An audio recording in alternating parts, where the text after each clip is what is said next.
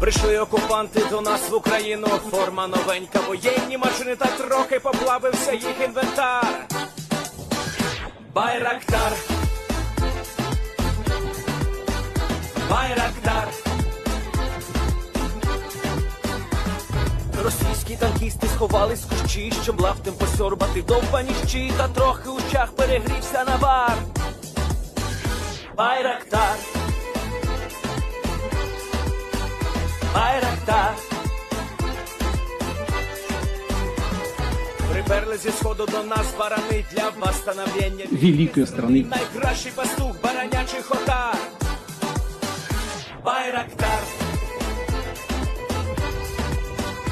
Байрактар. Їх доводи всяке озброєння різне, потужні ракети, машини залізні, у нас на всі доводи є коментар. Байрактар, Байрактар. Вони захопити хотіли нас зразу, а ми зачаїли на орків образу з російських бандитів, робить примар. Байрактар, Байрактар. Російська поліція справи заводить, там вбивцю рашистів ніяк не знаходить, хто винен, що в нашому полі глухар. Байрактар, Байрактар. Веде пропаганду кремлівський урод, слова пропаганди ковтає народ, тепер нове слово знає цар. Байрактар. Байрактар. Байрактар. Байрактар. Байрактар.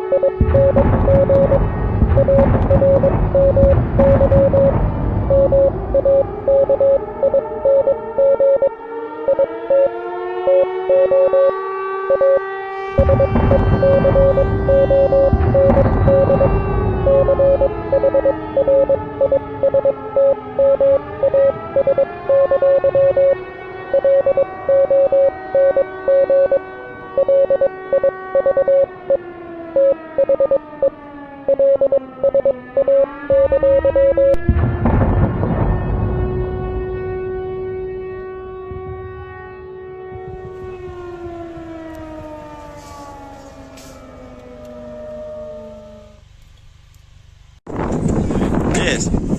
The Leaf Spring Army sends its regards.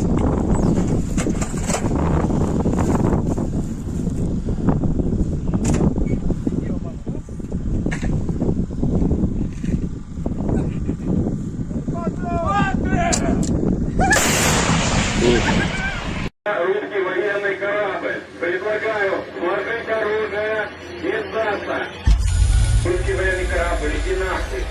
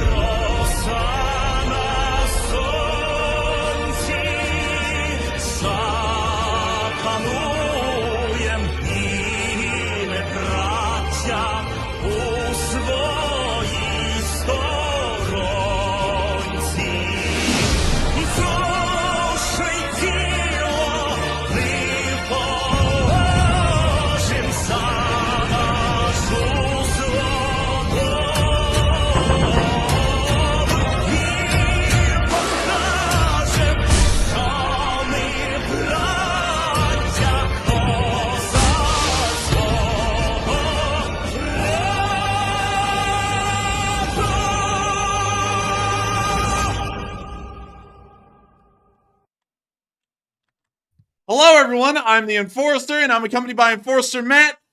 And good evening, folks. It's Enforcer Matt, and welcome back to day 653 of the news. And it's good to see you all once again. And guess what? Law school exams are over. Big video coming mid-December. Yeah, let's get it, baby! And I gotta tell y'all, I am hyped as hell tonight. Not just because of the big news we're getting out of Robotny, where we heard that the Ukrainians were able to actually conduct a breakthrough today, but because we took the final exam for this semester of law school, and we are free. Can we get a yeehaw for that, Matthew? Yeah! Let's go. Let's go, baby! And I gotta tell y'all, I've never felt more free. I didn't even realize what kind of stress I was under doing those final exams, but it is over, and we are free for about the next month until the 3rd of January, and when it starts all over again.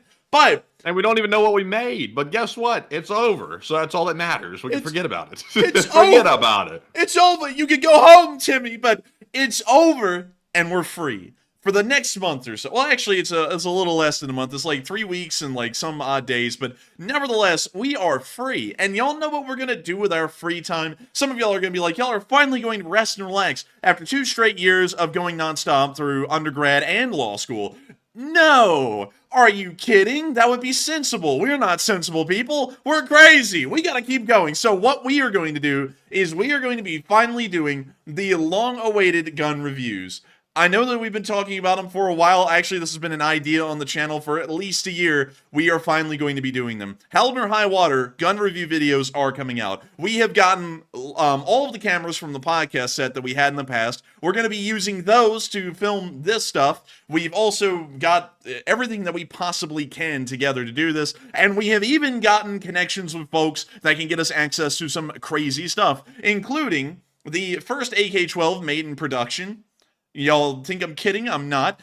We also have some other crazy stuff, you know, your normal run-of-the-mill things that we'll be able to grab and be able to review for a little bit. You know, AK-74s, FALs, or FALs if you want to call them that, M4s. We're going to be able to review the entire gamut. We're going to be doing the whole thing, and we're going to be doing it just for y'all. It's going to be really cool. We're, of course, going to tie in what we can to Ukraine, and it's going to be amazing. And Melissa asked in the chat, by the way, an old guard of the channel, on this channel? Yes, it's going to be on this channel. We're going to be putting it here on this channel. And also real quick, Enforcer, I just want to mention that we have an absolute slew of cameras and also different angles we'll have. So this will probably be the most, I guess, well-captured gun review you've ever seen in your life. And the camera work, I hope, is going to be top-notch because we do have a little bit of experience in the camera work sort of area of things. But I think you're going to be blown away by the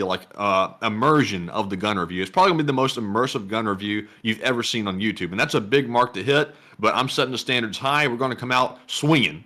And I gotta say, it is going to be absolutely amazing. It's going to be incredible stuff, and I know I'm saying that a lot, but we have been thinking it out and trying to figure out how to do this the best we can. And also, Vance Hicks asked, and I'm seeing a lot of questions, and we got to make sure to get on into the news here in a minute, but I want to make sure to answer some of y'all's questions. Vance Hicks, also a channel legend, said, are the reviews going to be live fire? Yes, we are going to be live firing almost every gun that we're going to be reviewing. There are a few, however, that we will not be able to live fire. Some of them are unfired historical examples, and so we do not want to end up firing them for the first time in history, because that could end up being very bad for the historical nature of some of these guns. One of them, in particular, that we know about that we're going to be able to review is actually a M1 Garand sniper from the U.S. Army that has been unfired and is still in its original factory box with its unissued parts. We were able to find someone who will be able to let us review that. It's going to be incredibly cool. It's neat. I've been scouring the globe pretty much. Well, the state of Alabama, that's the globe for me. But I've been scouring the entire state, trying to look for the coolest things that people would let us review that we could get our hands on. And we have gotten our hands. Well, we will be getting our hands on this stuff here in the near future when we do the reviews. It's going to be cool. And also, we're going to be talking a lot about a decent amount of the firearms being used in Ukraine and making individual reviews on them. But if y'all have questions about that, because the chat is going pretty quick about this stuff, make sure to throw them in at Enforcer Matt. He's going to gather them up, and we'll try and answer them as we go. And so, without further ado, y'all are not here to hear about the upcoming gun reviews, at least for now. Y'all are here to hear about the big news in Ukraine, and I'm going to be taking y'all exactly to where that news is going on in the area of Robotne. We have gotten video and picture evidence today, and while it doesn't appear to be reflected on Deep State, and let me make sure to back that up by refreshing the map, and this is what they're showing over the past 24 hours, but we have video footage to show that this isn't the case. This is an out-of-date map. It needs to be updated because it appears that right near the outskirts of the village of Novoprokopivka, Ukrainian forces have been able to overrun Russian positions and take most of the Russian forces there prisoner. At least several dozen prisoners have been taken today from what we've been able to find. We're going to be getting straight into our first video showing the 65th Brigade repelling the Russian attack and then conducting its own counterattack in the area. Chad music ensues. That Middle Eastern beat. Dude, that's the music that played when Wimpy was being held by Sinbad and like the 40 Thieves or something like that. Oh yeah, you want a hamburger? Yeah. Well, you're not getting it, damn it. Oh, what's that? Oh, blit! Dude, it fell right in their trench, whatever it is. Oh, it was a bomba. It Why did looks it start inchworming when the bombs went off? I don't know. And also, what was up with that? I don't know what this is because it kind of just like glided down into their trench or just kind of fell into it. Watch. And then they just start rolling and then it explodes. I don't know what that thing is. I don't either.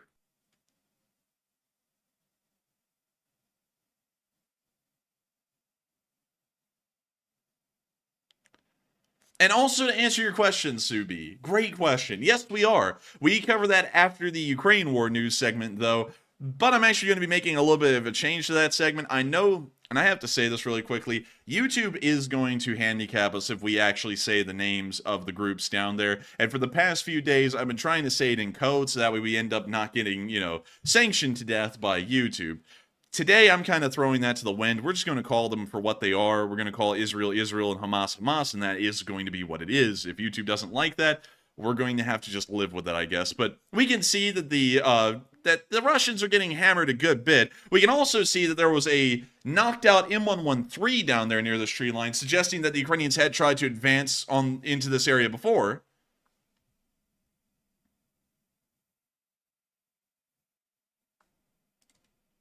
We can see the Russians continuing to get hit by Ukrainian munitions.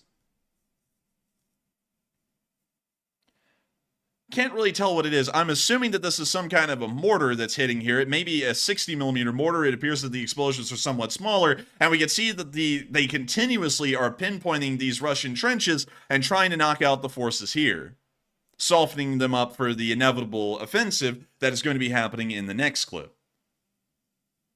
Well, you see another shell that appears to have landed somewhere around there, and there it was. It just blew up.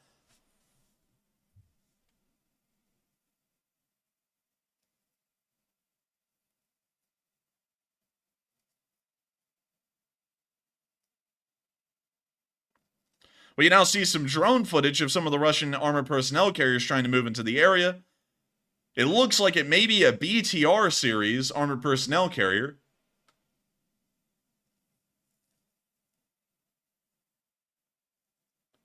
It looks like it's continuing to roll forward, trying to get close to the tree line where we saw the Russian forces getting obliterated just a moment ago.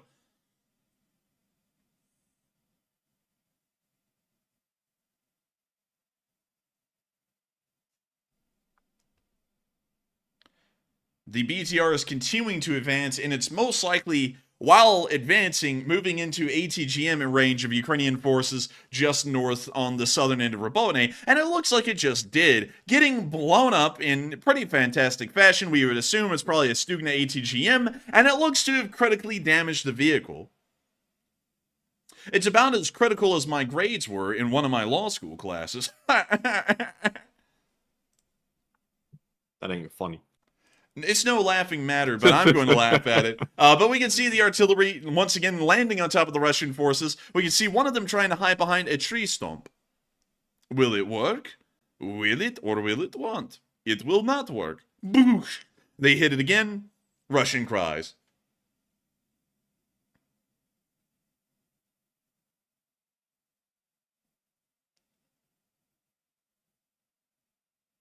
And we can see the next drone flying in, hitting this Russian dugout. It looks like it actually exploded a little bit in front of the doorway, but still, it freaked the Russians out enough that they're all crawling out and trying to run away.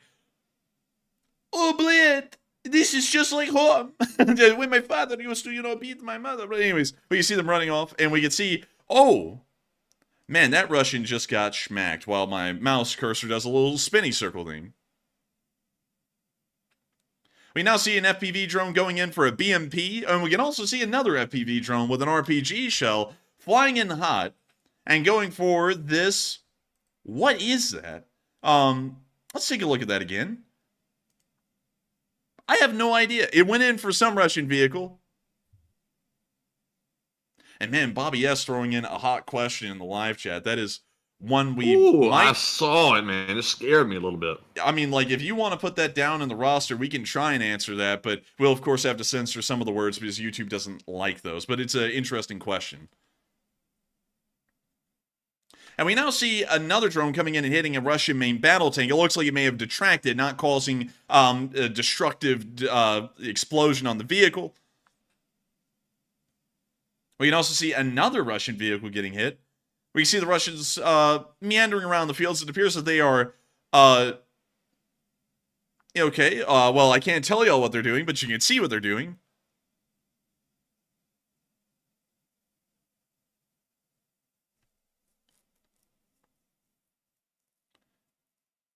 I've never seen the Russians drag a sleigh like that. Me either. And now we can see the Ukrainians down here that have now moved into the area. What was that one Ukrainian doing on the left, though? Was he just like respawning or rebooting or something?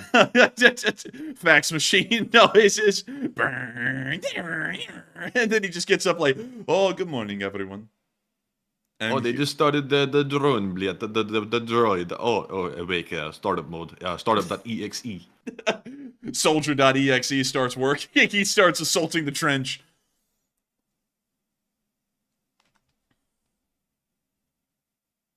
And we see him pulsing up call here. him the Winter Soldier. Yeah, that's a good one, Matthew. Watch out, the Disney attorneys are going to be down here on top of us like white on rice. But we can see the AK man, he's the Russian's coming out, and it looks like he's surrendering. A smart move, indeed. And I know many of y'all have seen a few of these smart moves pulled by some Russians here and there, although it actually isn't that common for the Russians to do this kind of intelligent stuff. But we can see a second Russian coming out and surrendering. And a third one got eliminated because he didn't come out quick enough. You know, like Zelenskyy said, if you want to live, surrender. Truer words were never spoken. If you want to leave, give up. That's it. But anyways, with that, that's the end of that little clip right there. Wonderful to see that they were able to push forward and actually take some Russian prisoners and also a valuable tree line near Novoprokopivka. We also have an individual video of that very end of the clip of the 65th Brigade capturing these Russian soldiers. It's a duplicate, but what we were able to find out today is that apparently this push down this tree line was a bit of a big deal. This tree line, and let me go make sure to find Novoprokopivka. This tree line is one of the few in the area. If you look at the map, and we heard that this occurred on the eastern side of Novoprokopivka, so it's over on this area. From what we've heard, there are almost no tree lines in this area, and so for the Ukrainians to even advance down one and take it like they did in that clip, it's actually a pretty major advance, at least for this area, given its geographical limitations. It was also in the middle of an active minefield, from what we were also able to hear as well, adding a lot to the ground taken, as moving through the Surovikin Line's minefields, even after the major offensive of midsummer, is still incredibly difficult for Ukrainian forces to pull off. So what we have seen is, although a small move of probably several hundred meters in size, which hasn't been accounted for on Deep State yet, it is still a move that is big enough that it may actually start to threaten the Russian garrison in Novoprokopivka if the Ukrainians play their cards correctly in this little offensive. Of course, we can't go into much more than that for operational security reasons, but we are wishing the Ukrainian forces, specifically the 65th Brigade that's conducting this offensive, the best of luck, because they will be moving once again towards the VDV that is holding Novoprokopivka, which is one of the few Russian units in the entire Russian army that could be considered somewhat up to par, unlike others where they are just, completely destitute and pretty sad. But moving on from that, many of y'all may know that the elections are coming around. And I don't mean the ones in America. I actually mean the ones in Russia. You see, the Russians are actually holding their elections about the same time that the U.S. is going to be holding their elections. So, hope no one is going to sit there, because as soon as I say a word like elections, I know there's going to be some bots that pop up. They're going to be like, just start fighting each other over politics. But one thing I have seen is that in Russia today, Putin has been compelled by this strong patriotic speech from this guy from the Donbass. He's actually from the Donetsk region of Ukraine, and he went to Moscow today and he said, "President Putin, we love you, run for president." And only because of that man and the strong words that he said, Putin decided to become the president again. Of course, when Putin decides to run for election, he's not actually running for election, he's just deciding to become the president a second term. But here's the clip, and I'll let y'all take it for what it is. I'll also read the translations. Vladimir Volodymyrovich, you have done so much for our Donbass. The Federation Council, I'm going to restart that. The Federation Council has scheduled the election of the President of the Russian Federation. On behalf of all of our people, all of Donbass, our connected lands, I'd like to ask you to take part in this election. Because there's a lot of work to do. Thanks to your actions, your decisions, we got freedom, the right to choose, and we would like to participate in the elections of the President of the Russian Federation. You're our president. There's a lot of work to do. We still need to go through integration, social connection in all economic spheres, and just ordinary human life.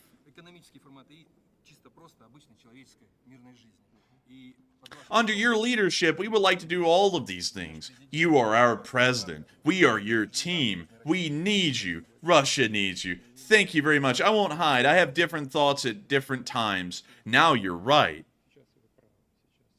When was he wrong? Oh my God. But this is a time when decisions have to be made. I will run for the post of the president of the Russian Federation. Oh, wait a minute. What? So, okay, that's the most cringy thing ever. First of all, the guy on the left is rehearsed as hell. He practiced that in the mirror the night before, I guarantee you. And Putin's like, well, if I have to run, if the country must have me, I guess I shall run, I guess. That's so fake, man. That's like a joke. Like, did the Russian people, like, really believe this crap? I don't know. I mean, like, I'm thinking watching this because it's so sad and it's so pitiful and fake. It's like, there's no way people can believe this, right? And to be honest with you, I think Russians do believe this kind of stuff, kind of like how some people believe the earth is flat. It's just something that, people look at and they go, he's a strong president, but what a fake show. I mean, like, the guy had, like you said, a canned speech, and then Putin has a canned response. He sits there and goes, well, I wasn't really going to run for president again, but since you insist, I guess I will. It's like, how fake can you get? Like, this is as fake as it really can get. And so sad. Also, this guy over here, I mean, goodness. Wait, is that Kadyrov's son?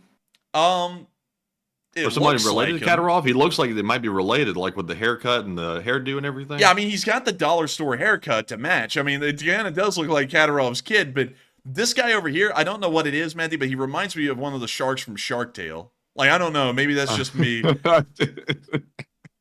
He looks maybe so, I guess. He looks like he's about to say, Lenny! That's what it looks like he's about to say. But anyways, beyond that, and beyond this pug-looking guy who's also just here. I don't know what he's doing, but he's just standing around. The Russians just happy to be there. That's it, dude. When this guy is sitting in a room all alone, you just hear like some kind of a pug or something. And it's like, whoa, calm down, dude. But beyond that, it appears that Putin has decided, of course, very reluctantly, to run for president again. We know he doesn't want to, because he's only been the president and the prime minister of the Russian Federation, one or the other, since about the year 2000. So we know that he doesn't want this position. And I've got to say, it's such a strong and bold move by such a reluctant leader to go and say that he's going to run for president again. I have to tell y'all, I really take this as a sign of inspiration, but the Russian aviation industry is not being helped out by this sign of inspiration from the president of Russia, because we are starting to hear, according to the Kyiv Independent, that little incident that we saw with the IL-206 over Ulan-Ude the other day is apparently not the only incident that's happened. Apparently, in the first 8 days of December alone, there have been 11 such incidents involving civilian aircraft within the Russian Federation. And it's getting worse. This number is actually drastically increasing as the war goes on over any given period of time, and it's getting just far worse. Once again, the Russian aviation industry is completely devoid of any kind of spare parts or any kind of logistical services, really, to try and keep Russian aviation running. And so as the war has been going on, Russian aircraft are getting in worse and worse state. It's something of a small thing to note, and not really directly connected to the war either, because as many of you all know, Russian civil aviation is completely different than military aviation. But what we're getting from this is that while it's a look into just the aviation industry itself, it's a valuable insight into how the Russians are probably doing it large. A lot like their aviation industry, many other higher-end industries within Russia rely on foreign exports to be able to keep running. And without those foreign exports, we are probably going to be seeing that a lot of industries, much like the aviation industry, are going down the tubes and may be completely gone by the end of the war. Just in case y'all didn't know as well, because this is a very big one to note, the Russians don't have a domestic computer industry. Their computer industry practically never existed, although they tried very heavily during Soviet times. They rely almost completely on foreign exports of computer technology to be able to do anything involving a computer. That includes calculators for the most part, because even advanced calculators are very hard for the Russians to produce, and very limited numbers of them are made. Because of this, we can assume that the Russian computer industry being heavily pretty much wiped out because of the war, we're probably going to see that a lot of Russia's industrial abilities suffer heavily because of that.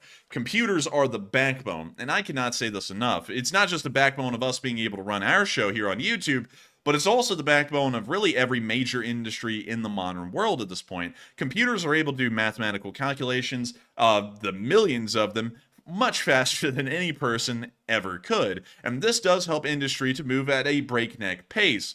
It's something that you have to have in the modern world to be competitive. And with the Russians being completely knocked out of that industry along with the aviation industry, the higher end functions of the Russian Federation may cease to exist, and this could cause a quicker economic spiral like we have been seeing over the past 2 years. But moving on from that little bit of news inside of Russia, I also have to tell y'all, I didn't put down a bulletin for this, but we did hear that the U.S. has actually been able to confirm a $175 million support package for Ukraine just today.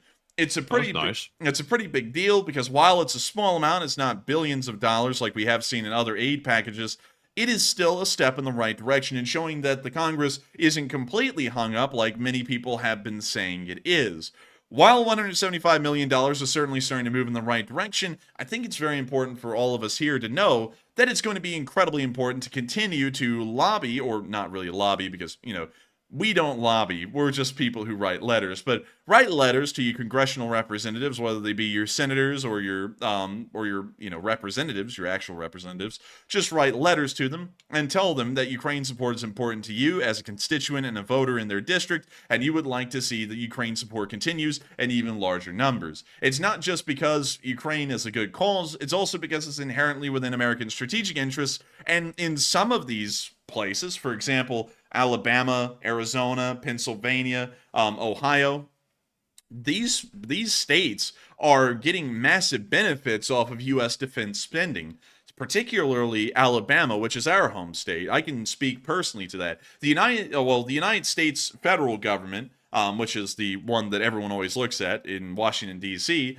they have provided, through the military aid given to Ukraine, nearly $960 billion being put into Alabama's state economy and being paid to the companies that produce things like the Javelin ATGMs, which are actually produced in the city of Troy here in Alabama. And I'll actually show you all where that is. There's Troy right there. In this small town, that's where a lot of the Javelin ATGMs come from. And I believe the actual ATGM, the CLU for the ATGM launcher is actually from Texas Instruments, which all of y'all know they create calculators, but they also get involved in war, because why not? But anyways... Man, they create problem solvers of all different varieties, including the explosive type. Have you seen the meme about Texas Instruments? It's like, oh boy, I gotta just go pull it up because I need context for this. Texas instruments meme. Yeah, I here know we people go. are memeing about Texas Instruments of all things. Very interesting. Here we go. This is it. This is Texas Instruments. How can I help you? Man-portable anti-tank systems? Of course, we make man-portable anti-tank systems. But boss, we don't develop man-portable anti-tank systems. Of course we do. And then they just invent one out of the blue and sell. Texas Instruments, they're true capitalists, man. They find a way to make some money. Dude, they really do, man. I gotta say, beautiful stuff. There's a lot of memes actually about Texas Instruments because a lot of their company's revenue actually comes from defense contracts, not making calculators. But still, a pretty funny thing to talk about. And also, getting back to writing your congressional representatives, some of them may be going against something that is inherently within their state's interests. I know, and I'm not going to speak a lot about this, but I know that one of our state's, I believe it's senators, is actually not really a big fan of Ukraine here in the state of Alabama. I believe that, you know, speaking logically, you know, if you were to write a letter, say he's the senator of your district in Alabama, if you wrote him a letter and said, you know, my neighbors have gotten a well-paying job thanks to the amount of, you know, support we're giving to Ukraine because it's being spent in the defense industry, that might change the mindset a little bit, you know, from certain congressional representatives, because it's actually giving benefits to their constituents. And who doesn't want to say that they were responsible for them being able to get a well-paying job and they ought to vote for them again? You know, who wouldn't want that?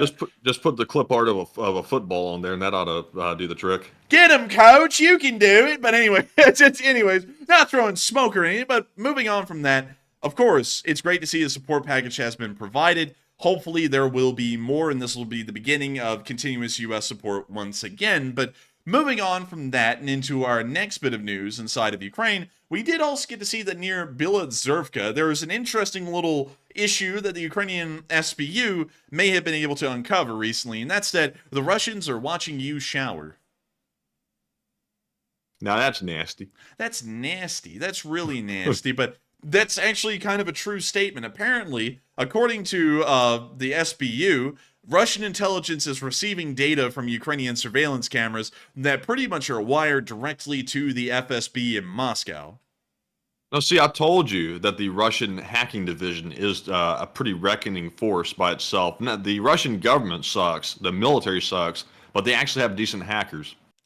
Apparently, they may have that because from what's being said, and although this sounds like it's a little less hacking, more so like cloud software, apparently some of these security cameras footage is being uploaded to a server somewhere in Russia, and the Russian government is possibly able to access the security footage that way. At least that's what the SBU is saying right now. And, you know, we don't know how extensive that is or how severe it is, but it is still interesting for us to know that, you know, the Russians may be watching you shower. And my question is, why don't you wash your feet, you gross animal? But moving on from that little bit of news and on into our next bit, we also got to hear that we had some wild stuff in our location unknowns, and y'all wouldn't believe who I heard that from.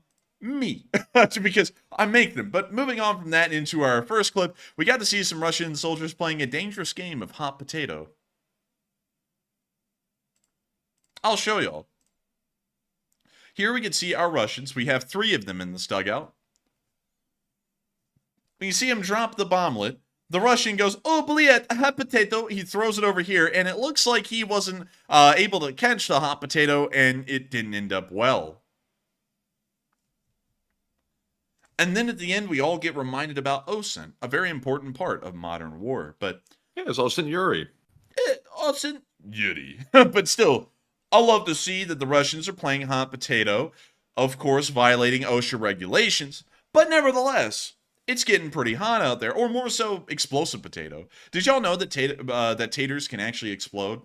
The more you know. But moving on from that and into our next clip, we also got to see that the 4th Brigade, also called the Rubish Brigade, is in training somewhere in eastern Ukraine. They've been pulled off the line from the area around Bakhmut, the southern area of Bakhmut, where they have been active, and it appears that they are now once again conducting some training. We can see here that they have some T-72Bs in their lineup. And take a look at these things. They're actually in pretty decent shape. We can see that they have all of their ERA tiles attached. We can also see that they're just good. I mean, they look like they've been washed a little bit. Of course, not heavily, but, you know, still washed enough. But still, I gotta say, very nice to see a little picture here. Moving on into the next one. We can also see these Ukrainian soldiers with the venerable AR-15 platform. We don't know the exact variant, sadly. There's like a million different variants of AR-15 platforms, but I do like to see that they've got some pretty good rifles, and they're rocking them well. By the He's way, a good man. He knows how to pick a good gun.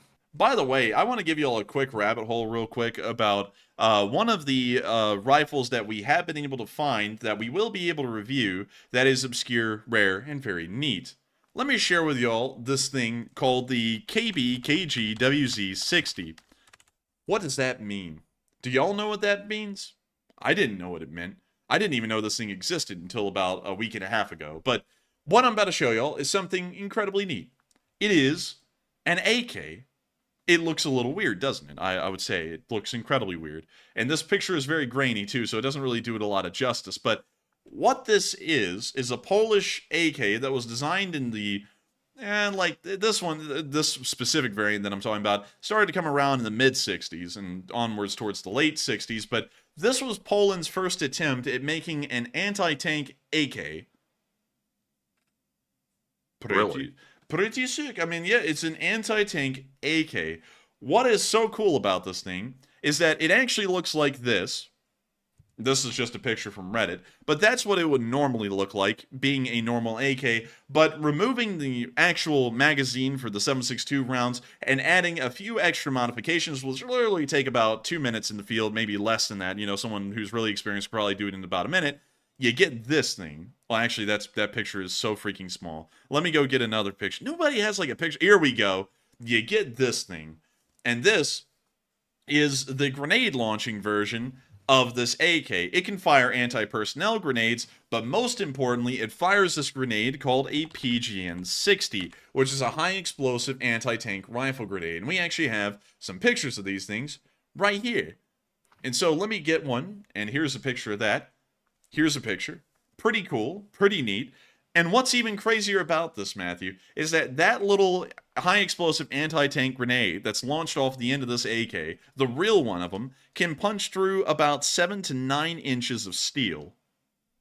That's a lot of steel that's gnarling up. And why is that like cone on the front of it look like a car's air filter or something? Well, Matthew, the Polish did chinch out right at the end. They started to get a little cheap, but yeah, it's not a car filter. I'm just playing. It's not a car filter. It's actually a shaped charge on the front of that thing. But speaking back about the PGN-60 side of things, this PGN-60 has enough high explosive power behind it that it can actually punch through the armor of the Leopard 1 main battle tank, the AMX-30, which was the French main battle tank of the Cold War, and it also, at the right angles, could also punch through the side armor of the M60 main battle tanks and the Chieftains as well. If a Polish grenadier was able to get this thing in the right spot, he would be able to knock out really any Western main battle tank that was out there on the field during that time. The Polish only made about 5,000 of these things and moved on to other AKs. But what's very interesting about this is that we have actually heard that some Ukrainian soldiers have ended up getting some of these through one way or another. The Polish made these throughout the Cold War in very limited numbers. They've been seen in Afghanistan. They've been seen inside of Lebanon. They've also been seen inside of Ukraine in very limited numbers used by Ukrainian forces. So it's a very neat rifle, and we managed to find someone who has one of these things and they're willing to let us review it. So we are going to be reviewing this thing, and we're actually going to be firing a dummy rifle grenade off of it, just to share with y'all a little bit of the cool things we have coming down the road. That's not going to be our first video. We have to kind of get down the editing and stuff. So we're going to be starting off small with, you know, say an AK-74 that is, you know, pretty cool. We'll be showing that, and then we'll be working our way up to getting this thing to review, and then we'll be showing y'all this. But it's incredibly neat, and, you know, just a little bit of the small arms that some Ukrainian soldiers are using. But these are not the Polish grenade-launching AKs, to KBKGs. These are just ARs, and we don't even know where they're from, but they're still really neat. Moving on from that picture and into our last one, we can also see once again the 4th Brigade doing some trench clearing training. This is always a very important part of modern warfare, especially in Ukraine, and we can see once again almost the same soldiers with the same ARs going through the trench and clearing them. Really cool stuff, and I gotta say, absolutely wonderful to know that they are getting the 4th Brigade up to speed again and making sure that they hone their skills so that way when they go back to the front lines, they got it down. Moving on from that into our next clip, we can also see that the Ukrainians had one of their best unboxing videos of the war. And so check it out. And so here's the clip.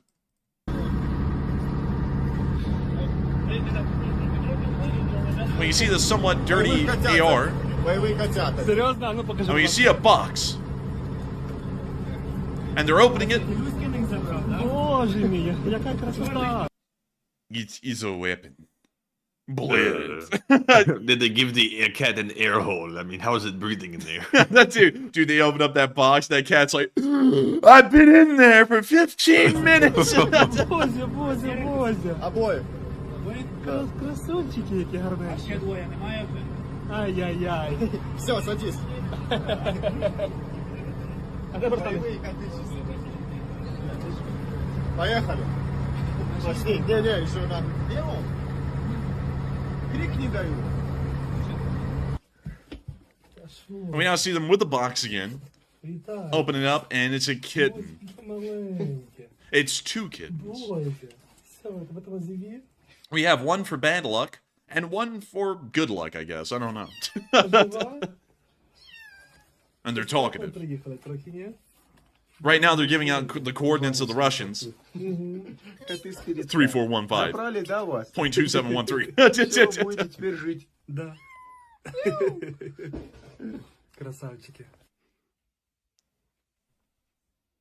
Very interesting camera angle right there. We don't want to Yeah, know what this guy's happening. doing in Dubai. I mean, damn, son. But anyways, we can see the movement in the camera, and we can see the little kittens. Never let them know your next move. They were, I feel like, come up on some strange camera angle. Now they're still in the strange camera angle. Very questionable, I have to say. Yeah, it's scaring me a little bit. And this poor man has no idea. It's this poor man. He's gonna be waking up. He's gonna be like, I was violated. I was violated by the kittens and the cameraman. But anyways, that's the end of that clip. Really cool little unboxing video. And of course, we love to see some cute kittens here and there around the front lines. And so with that, we're now going to be moving on into something that isn't that cute, but is of course always wonderful to know on a day-to-day basis, which is the Russian casualty report. And it is a whopper. Take a look at this thing. Wha-boom! Oh my goodness. Look at those losses, man. These losses are high. Higher than Snoop Dogg. Higher than, hell, let me think. Higher than that guy near the gas station who runs around naked. It is very high. And we can see that 990 Russian soldiers have been lost over the past 24 hours. A pretty decent number. Not only that, 8 armored personnel carriers have been lost as well, along with 30 supply trucks, 8 main battle tanks, 21 artillery pieces, showing that the Ukrainian counter battery is doing incredibly well. We've also seen that 20 drones have been destroyed, along with 3 special equipment vehicles. All in all, it was a really good day, especially for the Ukrainian army, and it appears they've been once again able to mount an effective defensive, and not only that, an effective offensive down near the area of Rabotne, taking a tree line in several hundred meters. But moving on from that, and that casualty report, it's time for us to get on into the rest of the frontline news outside of Rabotne itself, and there is plenty of it. There's actually a great deal of frontline news from front to front and place to place, and many of y'all are asking, are we covering the Israel news? Yes, we are. We are actually covering that, and some of y'all may remember, and I got to tell y'all this right now because make sure to stick around if you want to hear more about this because we were able to get some details on it. Many of y'all know that last night we were talking about the lack of a U.S. response to the Houthis in Yemen does appear to be putting the United States in a weak position in the Middle East. It appears that the United States has started to backpedal the statements that were made yesterday where we were saying we weren't really going to do anything, and now today they're entertaining the possibility of taking armed action against the Houthis. We'll be getting into that a little bit later on tonight because that may be the possibility of U.S. forces on the ground, which will be a bit of a serious ordeal, but nevertheless it may be the correct move in the strategic picture or the big picture of the Middle East. But we are going to be getting into this frontline news, and before we do, I have to say, I'm very happy to see this. The chat is flowing tonight. The chat is going very quickly, and it makes me happy, you know, because I love to see folks talking in the live chat, and I love to see the Lee Spring Army is alive, well, and kicking. And as y'all know, the Lee Spring Army will never die until the very end of the war, and even then, I think we'll continue to live on. But one thing is that the live chat has had a lot of interesting things to say, and I'm not even kidding. It's just a lot of stuff. Y'all been asking about the gun videos. Y'all been asking about what's been going on in Ukraine, what's been going on in the Middle East. Some of y'all have even been talking about the conflict that's currently going on right on America's doorstep down south in between Venezuela and Guyana. I don't really know a lot about the situation in Venezuela and Guyana still, considering I kind of just came out of a final exam today and haven't really had still a lot of time to research that stuff. But I want to talk to y'all about all of this stuff because y'all have been throwing in some very interesting inputs. And I want y'all to know also, if y'all throw in inputs in the live chat, make sure to throw in whatever you want. Just make sure it's respectable. You can agree or disagree with whatever stances we take. Y'all can do whatever you want. We just ask that y'all always remain polite with each other. We don't want to be animals like the rest of the internet is, where people just evolve into savagery, name calling, and just, being plain out rude. We don't really want to do that. And we don't want any of y'all to do that either, because it makes the place, pretty hostile, and it makes people feel like they don't want to talk here. So always make sure to just keep it civil, but say whatever you want. We want to hear what's on y'all's minds, because it's always interesting to hear what takes y'all have on some of the leading topics and the leading situations of today's news. But Matthew, what do we got? All right, so moving on to our first two polls of the stream. The first one says, Putin has announced he intends to run for president in 2024, and why does he even pretend to run? 54% said it's to deceive the Russian public, 27% said, it's just Putin's tradition at this point, 15% said it's to deceive the international community, and 5% said unsure. And I would say at this point that pretty much everybody in the international community knows that elections in Russia are a scam, and nobody's really going to believe that. So I don't think this is for the benefit of global countries and countries around the world. This is solely intended to try to deceive the Russian public. And even at that, I really don't think this is really convincing anyone anymore, because those in Russia that have lost loved ones in the war in Ukraine, they know at this point that Putin is not really duly elected, and also he keeps sending their children to go die in a war that is basically funded and basically sparked by his own ambitions to take back the Soviet bloc. But Enforcer, what say you? I would say that I think the Russians are, of course, obviously knowing that Putin isn't elected. And some of y'all have asked, don't the Russians have a term limit? And they do, actually. They have a 2-term limit, but it's 2 consecutive terms. It's not 2 terms for life like it is in the U.S. Here in the U.S., you can be president for 2.5 terms. Technically, you can be the president. Well, you can be the vice president, become the president, due to the death of the president or an assassination of a president. Serve the remainder of that term, and then run for re-election. And then, once you secure that term, you can go through those 4 years and then run for another re-election and become the president for a full 2 terms in about 2 extra years. So technically, you can be the president for more than 2 terms in the United States. It's just that the circumstances of getting to that is very slim to none, because you'd have to be the vice president, or have to be a whole bunch of stuff ahead of that to make that possible. But in Russia, that doesn't exist, where you only can serve 2 terms throughout your lifetime. In Russia, it's just 2 consecutive terms. So what Putin and Medvedev have done to get around this since about the year 2000 is that Putin will serve as the president from, say, the years 2000 to 2008. When the election cycle came around in 2008, Medvedev and Putin switched positions. And so Putin went to being the prime minister of Russia, and Medvedev went to being the president of Russia. They were then re-elected, of course, unanimously nearly again for that term, and then they served from 2008 to 2012, with Putin being the prime minister, not the president of Russia, and Medvedev being the president of Russia. And then once 2012 came around and that election cycle happened again, they just switched places again, and then Putin was the president from there forward, and then Medvedev was the prime minister again. That's how the presidential system has been working in Russia for about the past 23 years, and we have no reason to think it's going to be changing anytime soon. Of course, Putin is doing this, and a lot of y'all are like, why in the world would he just not get rid of that? That seems stupid to switch around positions. It's just to keep a semblance of democracy. So that way it doesn't look like Putin is becoming authoritarian in the public's eyes. He can go, hey, look, y'all, I'm not doing 3 consecutive terms. I'm only doing 2. And anyways, y'all love us so much, you'll just keep voting us in. And that's kind of the way they justify it, although we all know that's crap. No one is that popular for that long. Look at British prime ministers. British prime ministers serve until they are just ousted because they're no longer popular. And a lot of, just to talk quickly about British prime ministers, at least the ones I can talk about, Winston Churchill got ousted literally at the end of World War II for Clement Attlee. And if y'all don't know who Clement Attlee is, it doesn't really matter, but he got ousted by the Parliament for Clement Attlee. That kind of tells y'all, even Winston Churchill, who was a pretty popular figure at the start of World War II, fell off by the end of World War II somehow, with the war still kind of going on, and got kicked out. And of course, there's other examples as well. I believe, and of course I'm not getting into politics on this, so I don't, I'm not saying that this was a great prime minister or a bad one. I'm just telling you all about this.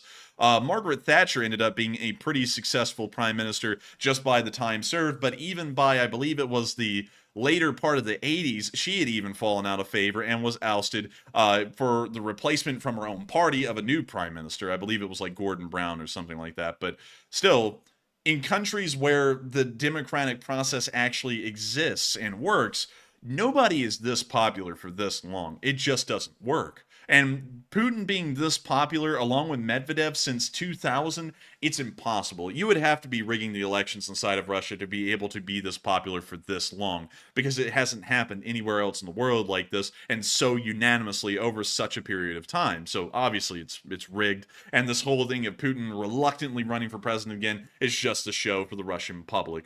But with that, I hope that does address that fairly well. And with that, we are on to the next one. All right, and moving on to our next poll, which was kind of a contentious poll. Some people refused to vote on it because it is kind of a little bit spicy. The question is, if you could, would you vote to re-elect Putin or risk a more extreme candidate to take his place? 48% said elect a new, possibly extreme candidate. 30% said unsure, and 22% said re-elect Vladimir Putin.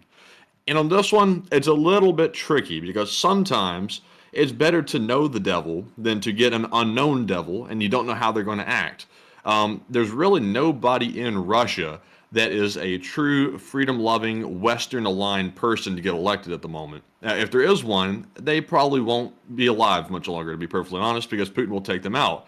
And also, there's really no free elections either. So even if one ran, they wouldn't ever win. So basically, you're left with either going with Vladimir Putin. We know his antics. We know what he's up to. Nothing really shocks us anymore with him. Or you can see about maybe trying to install some guy that's new. To me, it seems a little bit too risky to try to get a new guy in there. At least if Putin stays, we know how to fight that enemy. And we know generally what will work and what won't work with foreign policy. So for me, I would have to go with the 22% and very sadly and reluctantly say, let Vladimir Putin stay in the comparison to getting a new extreme guy in there. But Enforcer, what say you?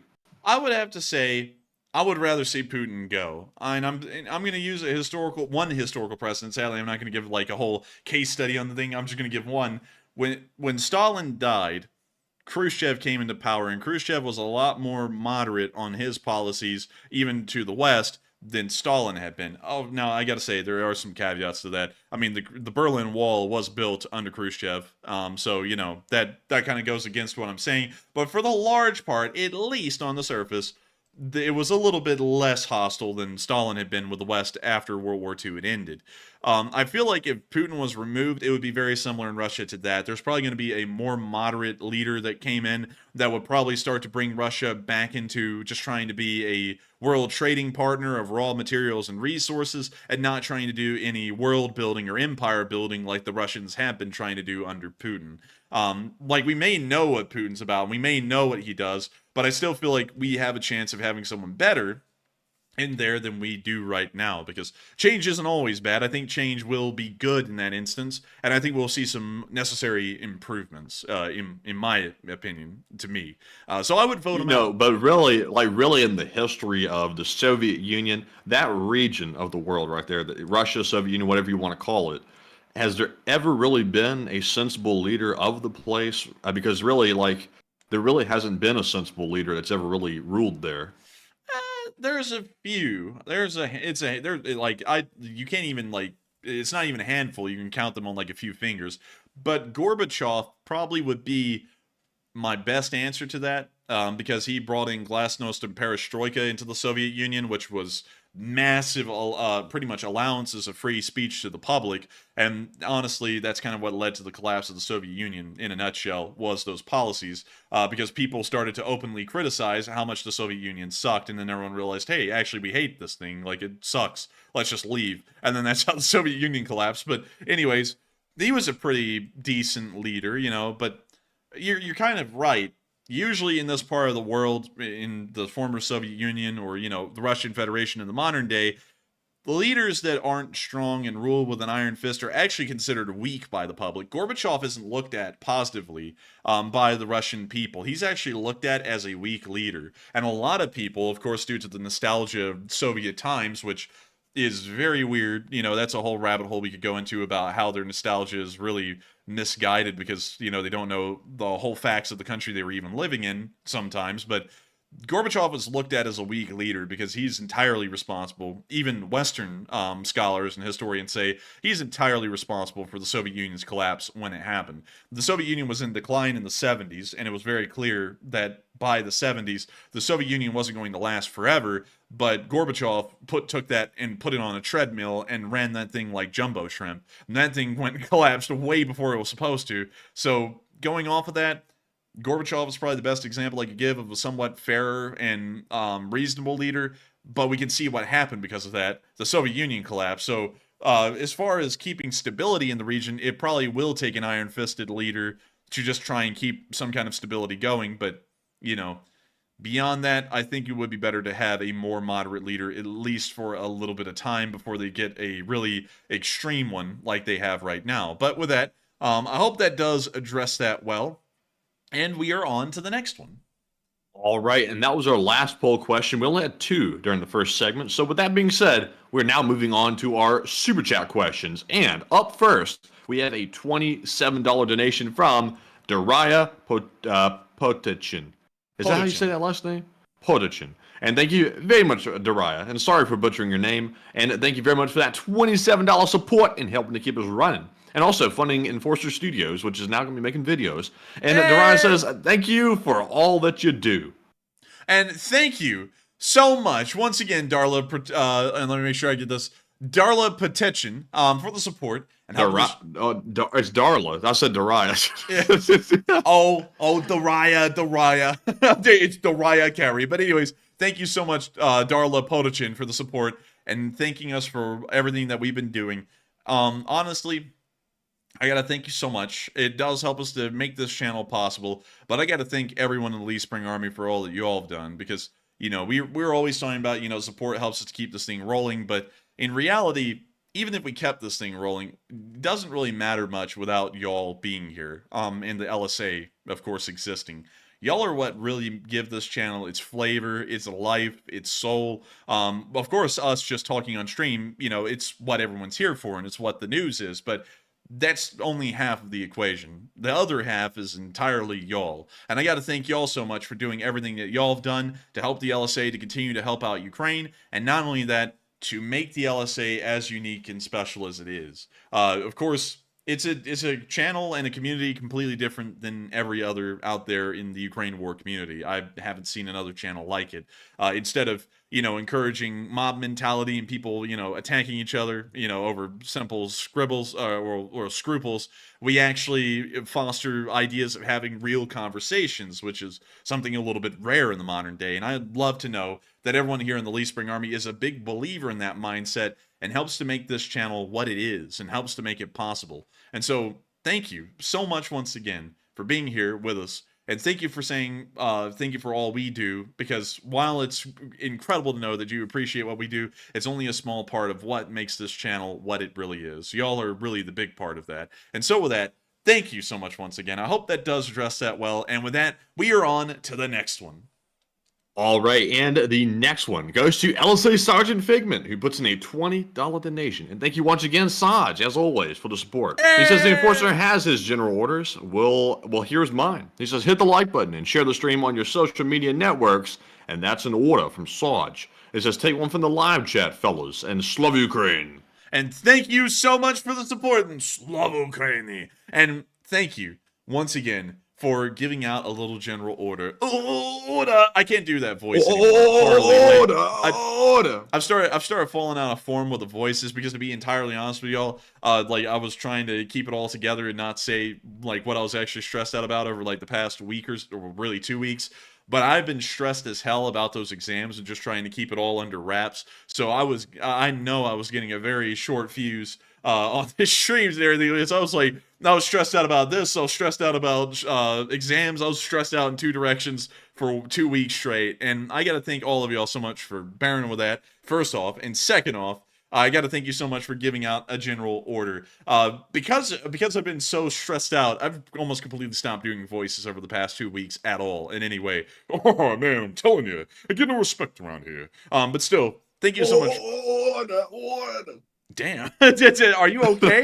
Are you good? But I gotta still thank you so much for the support and giving out a general order to hit the like button. I highly encourage everyone to do that. It does help this channel to spread out across all of YouTube. We get to, pump weights, spread them out, and pump iron for 3 days. And make sure to hit the like button and share this channel on your social media. It does help us to spread the news and the word of what we do. And we love to know that people enjoy this channel enough that they find it worthwhile to tell their friends about it. It makes us really happy. And if y'all want to show us that y'all are doing that, like send a DM to us over Twitter showing that, we would love to see it. It makes us very happy. It makes our day to know that people love the channel enough that they're sharing it around. And it means a lot to us. And so with that, thank you so much once again for those kind words and that general order. And also, we are going to be making sure to get one from the live chat because I know that tonight we have a lot of very interesting live chats. So with that, what do we got, Matthew?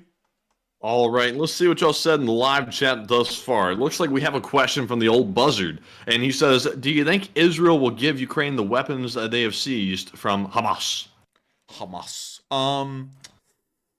Probably not. And I don't think the Ukrainians would really want them much because from what I've seen, it's a hodgepodge of various quality AKs, and some of them don't really look that good quality. I mean, they found that one tunnel that looked like a gun store. I'm not going to lie. That was actually pretty impressive. And the guns in there were pretty high quality, but most of the AKs I've seen that are being confiscated by the IDF appear to be very bad. Like, I've seen some AMDs, and let me go pull those up. The AMD 65, ew. I hate these things. Let me show y'all a picture of them.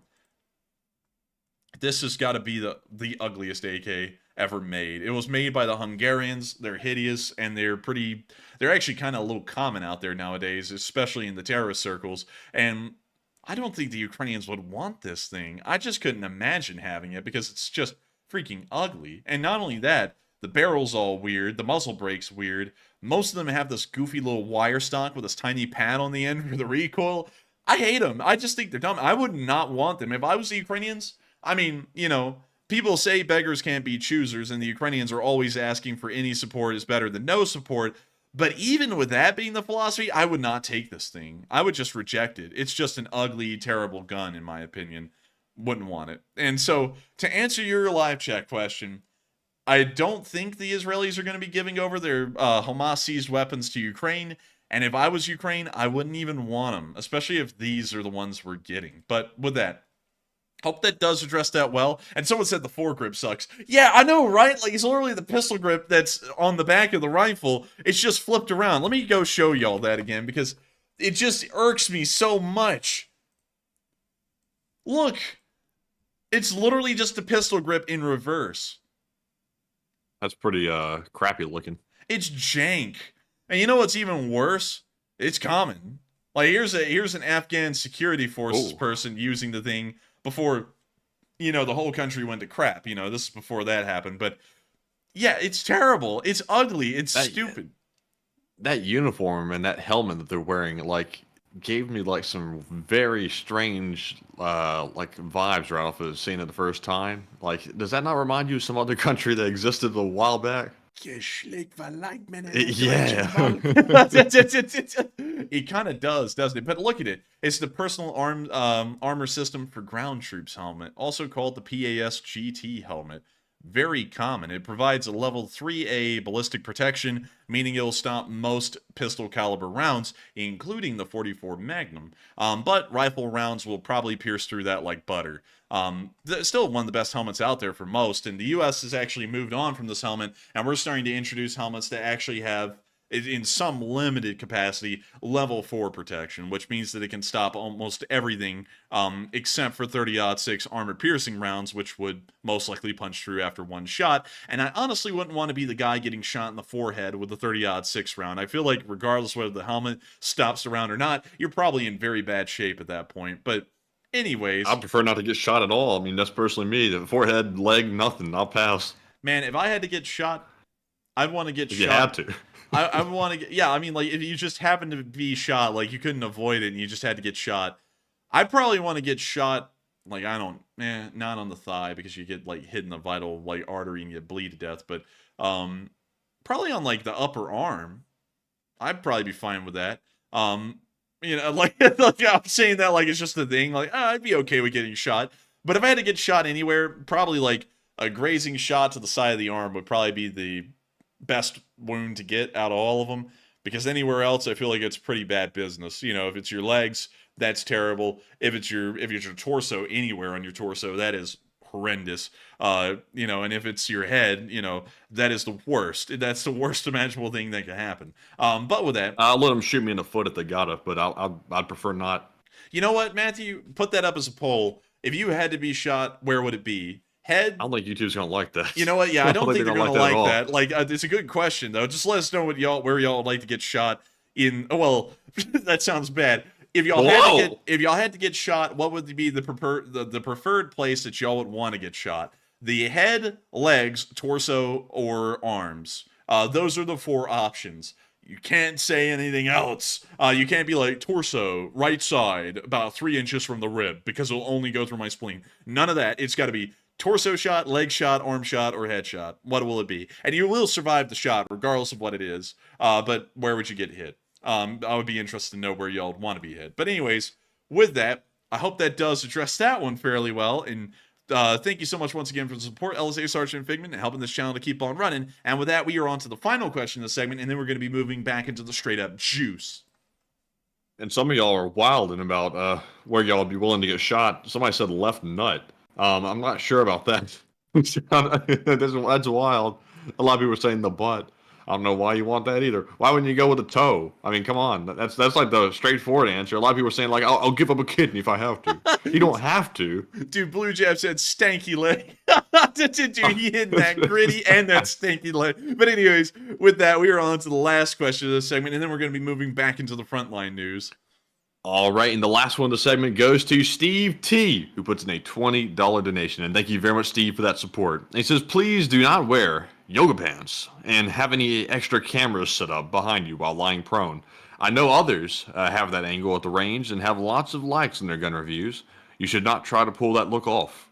Oh man, I'm telling you, I get no respect around here. I get a super chat and they're telling me not to be caked up. Oh man, I can't help I'm a bakery. But anyways, I gotta thank you so much for the support and the words of inspiration there. I don't think we had a camera angle like that in mind. I'm not even going to joke around. Like, I don't think that ever crossed our mind. What are you thinking of? Like, what are you thinking of, man?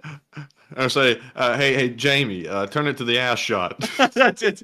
That'd be too wild, man. We're not doing that. That's it, dude. You use the crevice between your butt cheeks. It's the rear sides. Like, it's like, that's a little weird. I'm not gonna lie, but we're going with it. I respect it, and I gotta thank you for the support, Steve, and recommending that we don't do that. I don't actually know, because you're like, they're getting a lot of likes and views. I don't think we're wanting likes and views that much, and also, I don't think I'm gonna pull that off well. You know, like, me personally, I wouldn't respect that if I did that myself. Just me being me, but interesting suggestion, I have to say. And Snow White said weirdin', and yeah, that's what I'm thinking right now. I'm like, man, this be weirdin', like, be tweaking. But anyways, thank you so much once again for the support, and also, like, to tell y'all a little bit of, like, what my mindset is behind this. I'm thinking we're gonna do, like, gun reviews that are a little, like, I'll tell y'all this first off. Y'all know who I am, and I'm not going to be your tactical gun presenter guy who's got to, have the beard and be all tatted up, and be swole, because, number one, I'm not swole, and I don't do tattoos. So, those two things are out. And I'm also not going to be that guy who goes, "What's up, mother lovers? Welcome back, and we're going to be doing the tactical review where we talk about how many rounds does it take to quell an entire Taliban fire squad." Like, why? Like, I'm just going to be telling y'all if they're cool or not and a little bit about their history and shooting them, and y'all are probably going to see me smile and laugh every single time because I just think it's neat. Like, that's probably going to be what our gun review videos are. Also, they're going, like, I'll tell y'all this. I really like Forgotten Weapons, the gun channel. They're pretty cool. Of course, not going to rip them off. They have their own unique style of, like sitting at a table and reviewing the thing, and that's really mostly their whole video most of the time. But we are going to incorporate something like that where I actually just sit with the gun and talk about it for a little bit, and of course we'll show it being shot, and we'll talk about how it shoots and everything, and maybe a little bit of its accuracy. I don't know, Matthew, if you've seen this, but there's a channel, I think it's called 9-Hole Review. 9-Hole Review. It's a gun review channel? Yeah, it's one where they do like practical accuracy tests of all kinds of guns throughout history. I mean, that'd be pretty cool. Something that'd be cool if they added that we added to our gun review would be like one of those velocity meters where you shoot the bullet through the like antennas or whatever, and it tells you the velocity of the round and all that.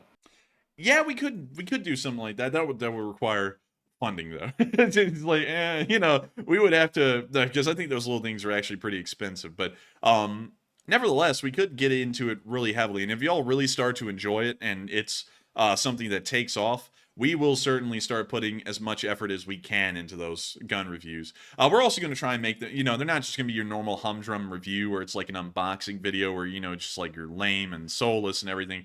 No, we're going to make it interesting. We're going to joke around a little bit, not, be dangerous with the guns or anything, but we will joke around a little bit on film and all that stuff. It's going to be really cool. And I just can't wait to do it. Like, I can't even tell y'all, I'm jumping at the bits to do this. I love covering news, but I also really like guns, and this is a really cool blend of the two because we can tie in the guns to what's going on in Ukraine. We can actually talk about the effectiveness of the M4 versus the AK-74, and also Van Tick said, how often do they jam and how flat do they shoot? Now, that's an interesting question because I'll be honest with you, we have been able to get our hands on and fire a few of these well in advance of us being able to film these videos, and I've never actually had jamming issues from really any of them. So I have a feeling we would have to put like hundreds of rounds through these things off camera to really get an idea if they would ever jam. But that's an interesting question, and I think we will try and look into possibly getting them answered, at least on some of the guns that we don't worry much about, wearing down.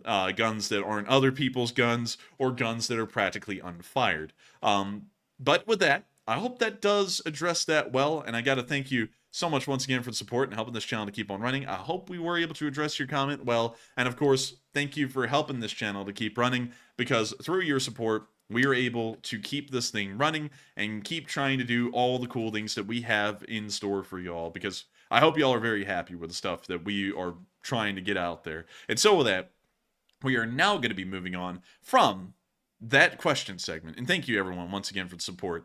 And with that, I just saw something crazy from Jason Jones. I was like, what? But anyways, moving on from that and into our next clip, we have the 92nd Brigade way up in the north near Kupiansk hitting some Russian vehicles. And damn, that base hits hard. I gotta say, really something. And we see the FPV drone coming on in and going for the MTLB. And they got a B.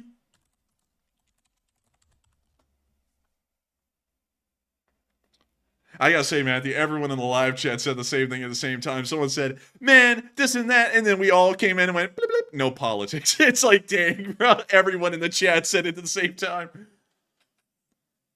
But anyways. It's crazy. People want to dive headfirst into politics like that, man. Man.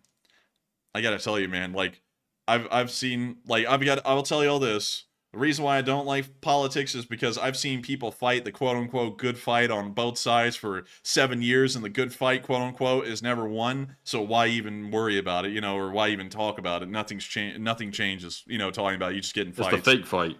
Yeah, it's a fake fight that doesn't change anything, so why get into it? You know, just on that level. And not only that, it divides Ukraine war supporters too, because, you know, every Ukraine war supporter isn't from one side of the political spectrum. They're from all sides. Just play it safe and always go bull moose. And look at this. 2 BMPs, 2 pigs, 1 Scooby-Doo van. Wait a minute, when did they destroy the Scooby-Doo van? Raggy, Scooby. Like, Zoink Scoob, we're getting burned.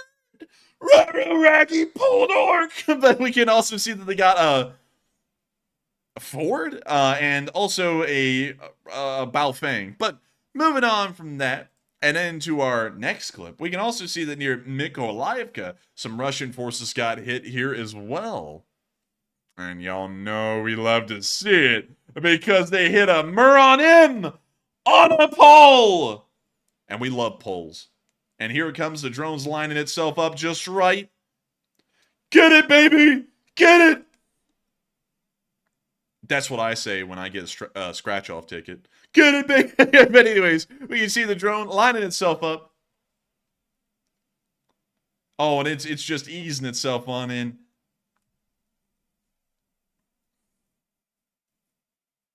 Easy, easy.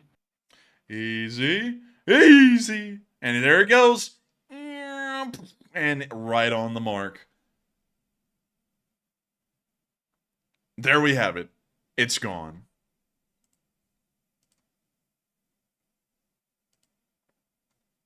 And with that, that's the end of the clip.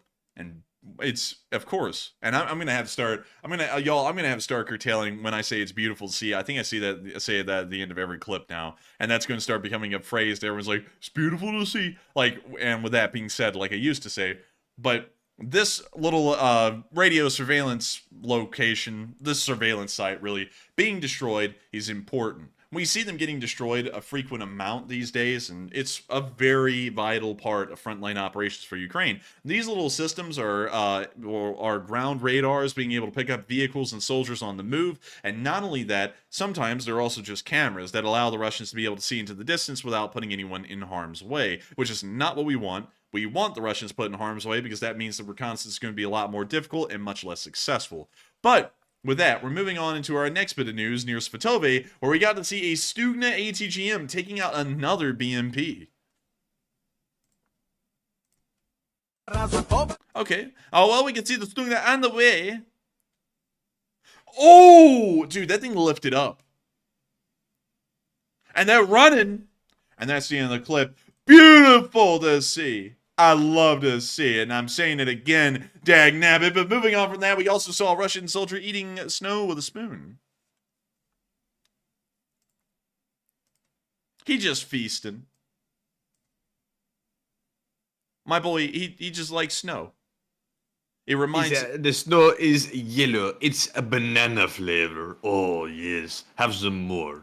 Please, go ahead. Man, he sits there, he eats that stuff. He's like, this reminds me of back home when I used to spoon feed my mother crocodile. Let me have some more.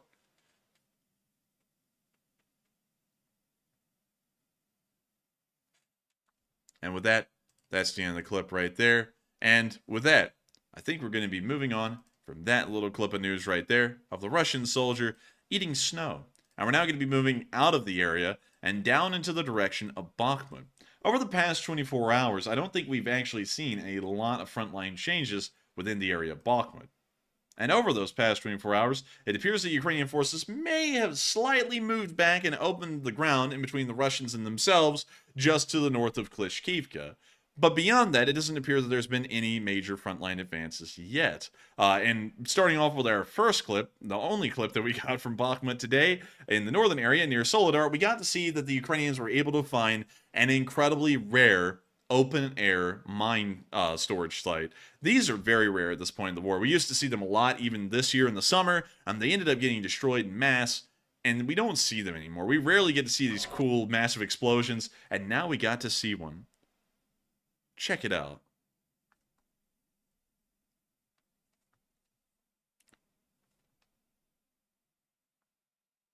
Dang. That's like a nuke. I think I have blood on my hands, Mr. President. Listen here, you schmuck. You didn't drop the bomb. I did. Yeah, have you seen that clip from Oppenheimer yet, Matthew? I have not. Oh, it's actually pretty interesting. I was like sitting there watching it. It was kind of close to real life, but they actually curtailed a lot of the cussing that Truman did in real life because, like, Truman cussed Oppenheimer out, if you didn't know, in person in the Oval Office. That's shocking. Actually, that's not shocking at all. Really. Well, you know, Truman was. They all cuss like sailors. Yeah, and also Truman was a bit of a narcissist. He was like, "No one gives a damn about you. They give a damn about me. I dropped it." And then when he was leaving, he said, while Oppenheimer was still leaving the room, he said, "I don't want that effing cretin back in this room again." And I was like, "What, dude? It's a crazy thing." But anyways, nice to see. You know who the best? You know who the best president was? Was Ike. Ike was the best. That is Eisenhower. He knew how to get stuff done. He was the guy. He got it done. He was military. You know, he did things by the book. He's the way to go. Teddy, my boy Teddy Roosevelt, best president. Teddy. Best president there ever was. I think Teddy was the one who really set it straight. Food and Drug Act, I mean, you gotta admit, pretty solid move. Pretty cool stuff. National parks, you gotta admit, Matthew, pretty cool stuff. America entering the world stage, pretty cool stuff. The Great White Fleet. Eisenhower would have done it. He would have gotten around to it eventually, but you know, he kind of beat him to it. Storming San Juan Hill, pretty damn neat, I gotta say. Pretty cool. But anyways, we got to see that little mine storage site go up, and we all know that that means the Russians have a lot less mines to work with. Also, really quickly, before we move on, I've got to say this real quick. If you mention a favorite president, our no politics rule only goes from 1960 onwards, because that's really the beginning of modern politics, where, you know, it becomes divisive and people have very strong and violent opinions. So if you want to talk about anything political before 1960, technically you can actually slide with that. But you can't slide with anything past 1960, just to explain our rule, because I know I saw some people that are like, hey, no politics. And I mean, technically it's not breaking our no politics rule. It's just anything beyond 1960 that would. But moving on from that, and also, by the way, Matthew was literally on the very edge of that because Eisenhower stopped being president in 1960. So, you know, that is literally the last president you could talk about on the channel. And then after that, we just don't make a mention of really any of them at all, because, you know, people.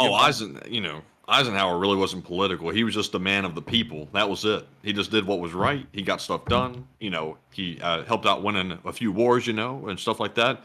I saw someone say he's a war criminal. Well, guess what? If you live in the United States, the only reason we're here is because Eisenhower made a few decisions that had to be made.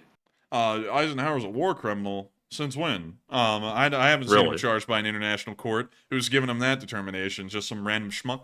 Come on now. But I will say, though, that Teddy Roosevelt is apparently the Bull Moose guy, so I do give him credit for that, because, you know, Bull Moose Party kicks tail. And also, by the way, another cool thing, did you know that Teddy Roosevelt actually got shot in the middle of a political rally? Yeah, he answered that question. Where would you get shot if you had to get shot? He said, right now. Dude, don't do it now. He got shot in the heart. And survived. Oh, that's somewhere you don't really want to get shot. Yeah, but you know what's crazy funny is that the assassin guy ran up to him with a pistol, shot straight at his heart, and in his coat pocket he had it was a steel glass case and also a little book. And the steel glass case in the book ended up catching the bullet and stopping it before it went all the way to his heart. It only ended up like breaking his skin. And so he coughed a little bit. He demanded the police bring this guy up to the stage. He asked him, "Why'd you do it?" And then the guy said some crazy crap. And he said, "Oh, whatever, take him away." And then he just walked up on stage and he gave a 2-hour political speech. I was like, what a guy. I mean, you wouldn't see that kind of resilience anywhere in the modern day. I don't care who it is. Oh, I've seen it. Okay, we had a more recent president. I won't mention him by name. He had size 13 shoes thrown at him, not once, but twice. He dodged both of them. He did not get hit, and he dodged the whole shebang. He lived. You know, you're right. You're right. Actually, he did dodge those shoes damn well, didn't he? Like he was bobbing and weaving and everything, and that guy beside him, he was just watching it like it was a spectator event. But moving on from that into the area of Avdiivka, we also got to see the Ukrainians dropping bomblets on sleeping Russians. He's so sleepy. Sleepy, sleepy. Oh, no! He's like, blood. The blankie will keep you warm. Damn. Ah. These guys be crawling. Oh, that guy jumped out like got bit by a hornet. Oh. Man, he went, yow! But I was laughing at the joke, by the way. I wasn't laughing at the bomb hitting someone, but, you know. Whatever. But we can see the bomb. Oh! And also, Santiago, you're right. Legend. All the way through. I'm not going to make a big mention because I want to make sure to keep our news rolling because we are starting to fall massively behind schedule. But I would agree. Absolute Chad. And his children were Chads. Moving on from that and into the area of Krasnoyarivka, we also got to see a Bradley firing long-distance, high-explosive shells at Russian troops, somewhere probably around Stepove. This was cool because you can see the 25mm shells flying out there, and you can see them exploding downrange. Now, isn't that cool? That is cool. Too bad the fellows couldn't see them coming in. Wait a minute. The fellows? Yeah, you know, the fellows on the other end of this little barrage right here. I said, I could get a side view of this.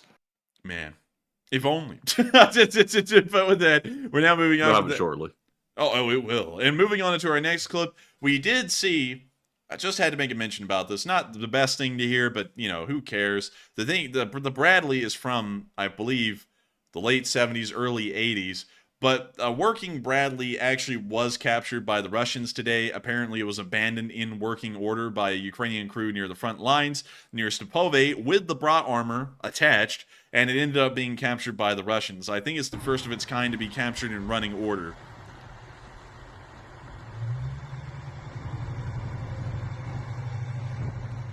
Now, this is, I have to admit, not the greatest thing to see.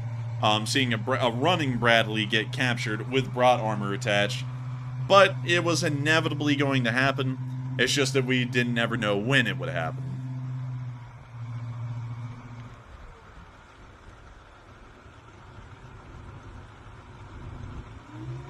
Seemed like the Ukrainians might have thrown a grenade in or something on the way out. You would have thought.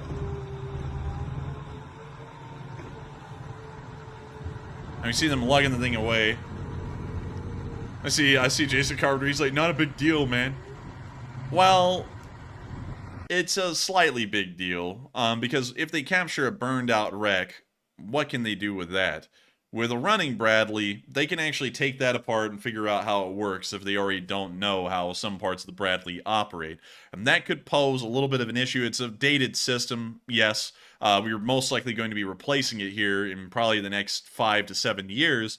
But at the same time, it's best to try and keep your, military equipment under wraps as best as possible for national security reasons. I don't know why they didn't end up trying to sabotage or destroy the APC before they abandoned the vehicle, because it doesn't even look like it was damaged at all. It looks like a Ukrainian crew just abandoned it in the area, and then the Russians got a hold of it. But, it is what it is. It's not that big of a deal. Let me check this out real quick. The M3 Bradley. Let me go get some info on this bad boy. And this thing was introduced into service in... Let's see here. When was it introduced into service? They're not saying. What the hell is going on? Let's see. Variants. Wow, they're just not going to tell me about the freaking development process for an entire APC? Are you kidding me? Are you kidding me? The history. Let's see about the history. No, it doesn't say anything about that either. But we can see one in 1983. So they were around in the very early 80s. So it's about as old as really any other system that we sent. So it's not that big of a deal, but I still don't like seeing them captured intact. That's just kind of my thing. I feel like it should have been destroyed. But with that, we're moving on from that and into our next clip where we got to see that the Russians did attempt another push in northern Avdiivka. Again, that appears to have not gone well. And oh my lord, Mark, thank you for the support. We'll be getting to that later, but thank you so much, you legend. And we can see the APCs rolling their way down.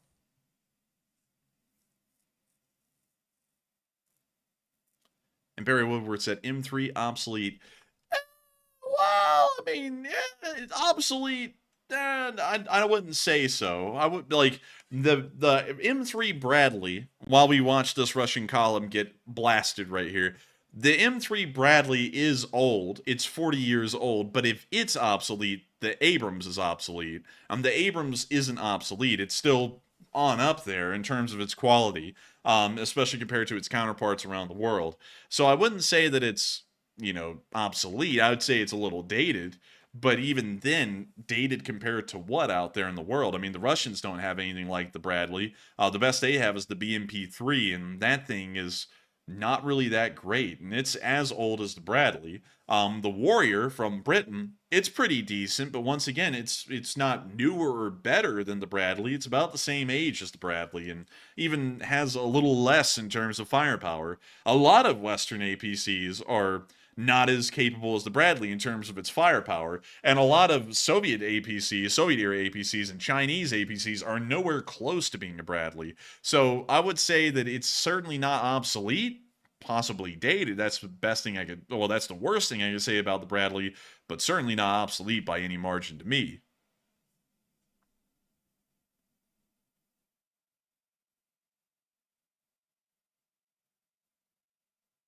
And we could see some kind of airburst rounds. Maybe they're hitting the tree line or something, but they're exploding over the Russians' heads. Avdiivka. Episodi obrona. And we can see the, what is this? The Pidnichny flank. The northern flank, I'm guessing. And we can see the Barog Ataki. Veliki Sloyav. Damn it, I can't read it that quick. Well, we can see them getting blown up, though. We can see one BTR going up in flames. Oh, the horror.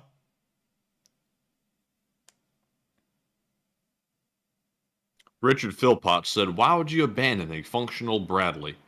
I'm assuming, me personally, if I'm just taking an uneducated guess, they probably were in a bad spot and figured that if they stayed in the thing, they were going to get killed. But at the same time, it seems like a grenade would have been an easy thing to do on the way out, knowing how that equipment was donated by the U.S., and it could fall into Russian hands and be examined.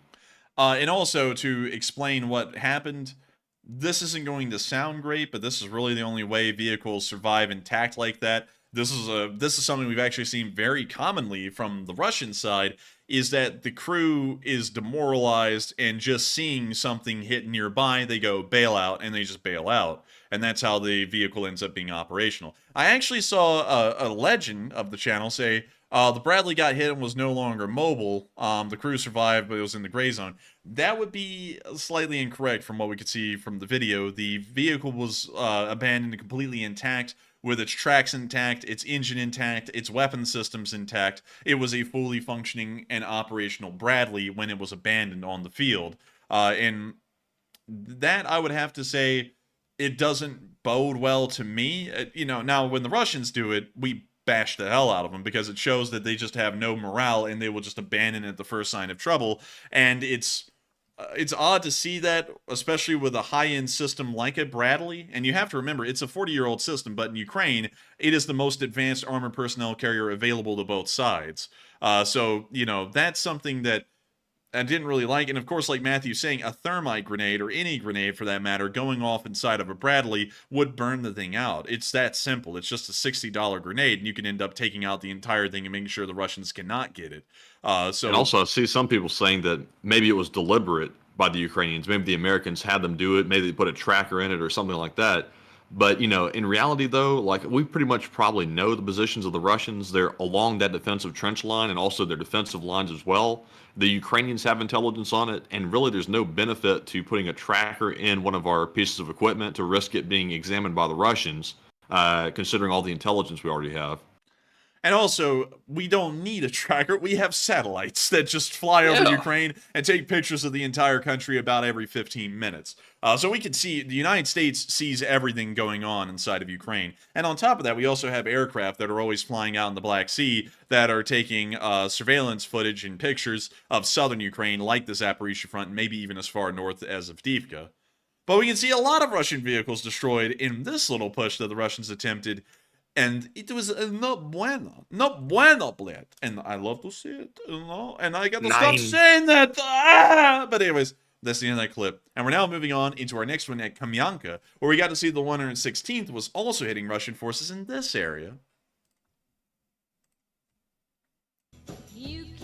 Okay, copyright. Oh, that's copyrighted. Big Oh, time. Lord. I don't want to get copyrighted again. That reminds me of that yodeling kid in Walmart for some reason. I don't know. I don't want to go home. I don't feel so.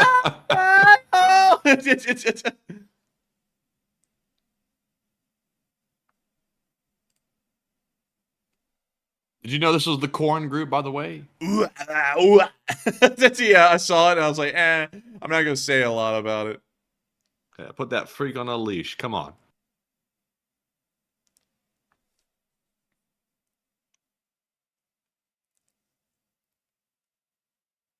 And when you see the corn firing on them Russians, you know, they're giving them that Ruski Mir treatment, you know what I mean? They making the Russians pop up like some Ruski meerkat and popping them back down like a whack-a-mole. You know what I mean? They hitting them with that 125 smoothbore. Man, that little tank down there, it's working on them. You know what I mean? It's like on a grind at the gym. It's like a gym rat. Oh, we ran over something that popped. Meanwhile, back at Corn headquarters, move the tank to coordinates. Do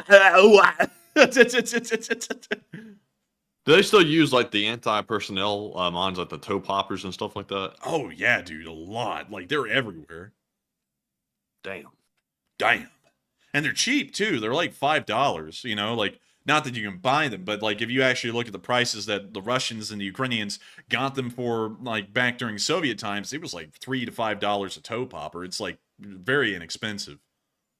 It's weird though. You don't really hear much about like the more advanced mines, like, you know, like the S mine and stuff like that being used, like the bouncing one. Yeah, I think those are rare, actually. That's why we may not hear a lot about them. We hear a lot about those cheap ones, though. You know, the TM62 anti-tank mines, which are a dime a dozen. And then the little, I forgot what the toe poppers designation is, but there is a lot of them out there. Yeah, it's kind of crazy. You'd think that they'd be using them since this is basically like a rerun of like wars of the past, but maybe production's a bit of an issue. Maybe they just don't make them anymore. Maybe so. But with that, we're going to be moving on from the 116th Brigade, giving the Russians a little bit of work. And we're now going to be moving on to the southern end of Avdiivka, where we got to see that a decent amount of Russian forces started to get destroyed down here. This was published by none other than the SSO of Ukraine. The 8th Okrema Polk, and then something else. But we can see the Russians on the move, and the artillery's coming down hot. And we like it hot. I like it hot and spicy. My favorite spice is Tabasco. What's your favorite spice? Jalapeno. Jalapenos are pretty good. I like those little red chili peppers. They're very good.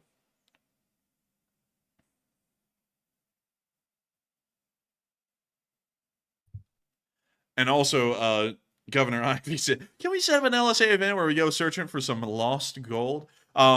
You know, actually, funnily enough, a little story about people searching for lost stuff here in the South. Someone actually went fishing one day, and I was hanging out at a gun store like a year and a half ago for a little bit, just looking around, taking a gander. That gun store shut down, by the way. It was a whole scandal. It was a dreadful scandal. But anyways, I was there, and some guy came walking in, Matthew, and he said, hey, y'all appraise like collectible items? They were like, yeah, sure. So the guy gets out this little velvet bag and he opens it up and he just pours out all of these Civil War era bullets all over the countertop, just dozens of them. And they were like, where did you get these? And he was like, man, I was just fishing and I looked down and they were all over the place. There's like dozens of them there, hundreds of them. And we were like, where is it? Wow. He was like, I'm not telling you. And we were like, you asshole. We were like, we want to know. But anyways, we never found out. I never found out where it was, but that was cool to just see the guy come in with like the 58 caliber Minet balls. I was like, this is crazy. This was just insane. But anyways, moving on from that and into our next clip, we also got to see the Ukrainians conducting a swing and a miss, but the next little swing was not a miss. Well, you see the first drone flying in and it misses them. Swiss miss, instant cocoa. It explodes behind them. That was a swing and a miss. But the second one's not going to be a swing and a miss. And some AF Kaplan said ghost peppers.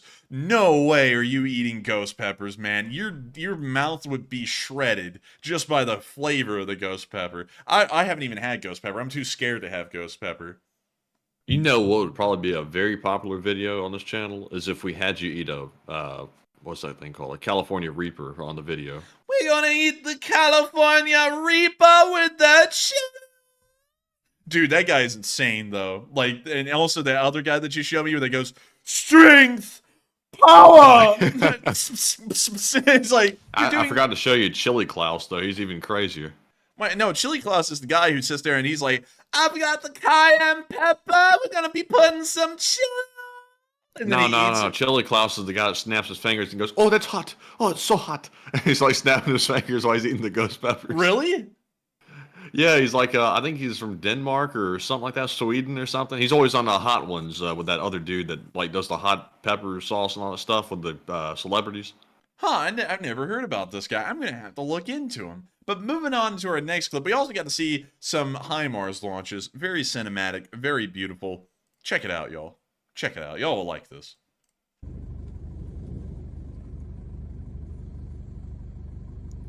And everyone's telling you, Matthew, it's not a something Reaper. It's a Carolina. What did I say? Reaper. I don't know. Apparently, it was not Carolina Reaper. California Reaper is, I think, what you said. All right, did I really say California Reaper? Dude, please tell me did I say that because I could have sworn I said Carolina Reaper. I feel like getting Alzheimer's. Like I need to know what did I say? Y'all let us know because I actually don't remember what Matthew said, like which pepper. I just know it was like the hot pepper, and that was it. That's like me saying the Bengal Tigers was a terrorist group last night, and it's actually the Tamil Tigers. You know, it's kind of like that. it's kind of like that. Not the. Marcia said you said California, not me. Oh, I did. Yeah, you said it. Not me, man. Man, my brain is so fried right now. I'm hardly here. But anyways, we can see them hitting an ammo. Get that brain, flip it over, and fry like bacon. Man, this is your brain. This is your brain on stress. You know, it's just burning. But anyways, nice to see the HIMARS hitting its target. And we're moving on to our next clip, where we also get to see the 1,129th Anti-Aircraft Missile Regiment using a Stormer HVM. Music, of course.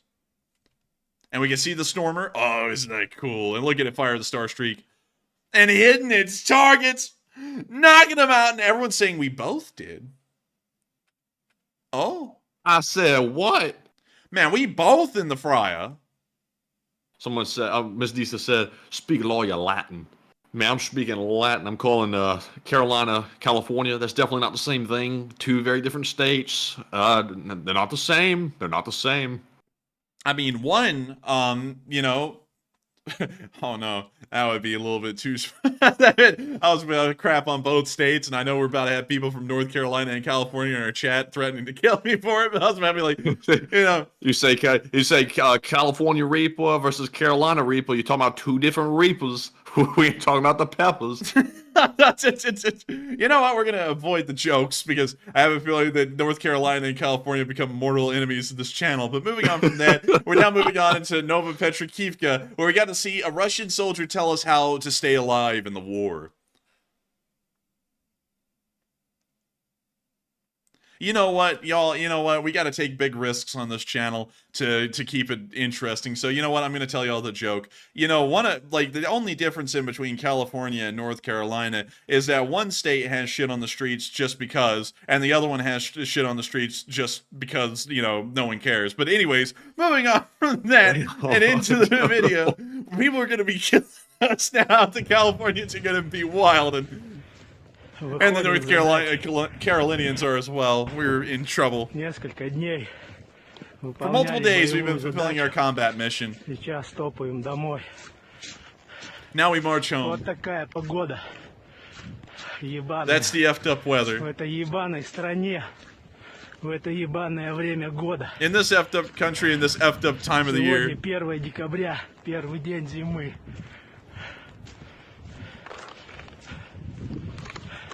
He had to whip out the gat. What kind of suppressor did he have on that thing? Dude, that's not a suppressor. That's like a freaking Dasani water bottle on this thing. That's a can. You know, like those gun guys that try to be too cool and talk about, you got a can on that gun. This is literally the can. I got the can, homie.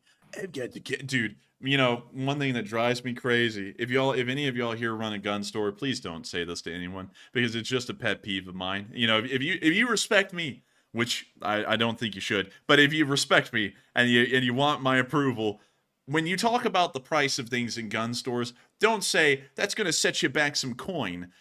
I hate that. Like, I hate that. That is like the goofiest phrase I've ever heard. Just say, yeah, it's a little expensive, a little pricey. You know, like, that sounds normal. Saying it costs you a coin. What am I, a medieval wayfarer? What am I about to do? Go slay a peasant with a sword? Like, I don't get it, man. Like, I literally go into the gun store, like the few times I've ever gone to the gun store to get a couple of guns. But I only have a couple. It unfortunately has a lot more than me, actually. And you'll go in there and they'll be like, yeah, you want to check out this nice gun right here? And they'll use all this terminology and stuff like that. And I'll be like, dude, I'm just Matt looking for a gun. I'm not like trying to come in here and be indoctrinated or something. Like, yeah, you got a can for that? I'm like, a can? What do I need a can for? Dude. I think I literally said that the first time somebody like was trying to show me a suppressor in the gun store. They're like, yeah, have you checked out those new cans? I was like, I don't really need any. They're like, oh, okay. Anyways, dude, whenever I run into people at gun stores who are a little too rude, I start giving them hell. Like, I know good questions to ask them that they just won't know. I'll be like, this is a nice rifle. Tell me, what's the barrel twist rate? And they'll be like, and I'll be like, I got you there, didn't I? Like, that's what I do. I do it in a very polite way, though. I always make sure that it's polite, and then I always say the southern, bless you, hot, and just to make sure to get it across. And then, you know, that's that. We wage war. As my first company commander used to say, when I was still a cadet of the renowned one of a kind in the galaxy, twice awarded Ryazan Airborne Command School. Back then, also named after the Lenin Komsomol, back then Captain Matushkin, Konstantin Dmitrovich, said, in order to survive in war... Are you kidding me? What? Did you see that? He got flamed? Dude, the guy got blasted. He's literally talking about in order to survive a war, and he got blasted at the end of the clip. Are you kidding me? I actually what was that sound, though? I don't know. But anyways, you have to get out as long as you can. That was the end of the statement he was trying to make that he didn't make. But it looks like he didn't really live up to the quote he was trying to make. And, well, it ended up he didn't survive the war. But moving on from that, we're getting on into the next clip. Honestly, that was so weird how the coincidence of him talking about how to survive a war and then getting blasted at the same time. That is so coincidental that it almost needs to be like the clip of the war for Russia. Like, that is literally what every Russian soldier goes through. It's, you know, some of them don't want to be there. They're like, how do I survive? The answer is most of them don't. But moving on from that. That's, you know what it's like? That video right there was like those guys that like, I'll tell you how to get rich in 5 easy steps. And they're like only got like $10 to their name or something like that. And they're like, I'll show you how to get rich quick. Oh my It's like, Lord. Are you really qualified to say that?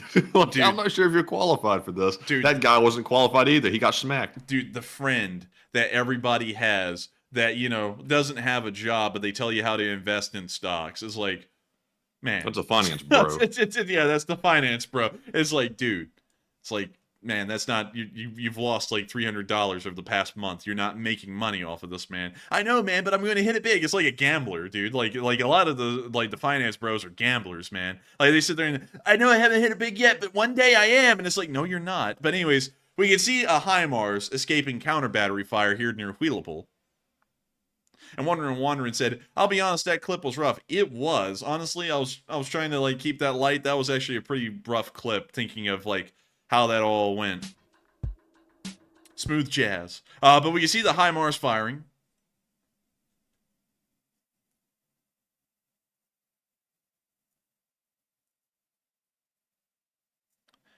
And D. Leia said, talk too much. Context? Like, I need to know context on that one. That guy in the video talked too much.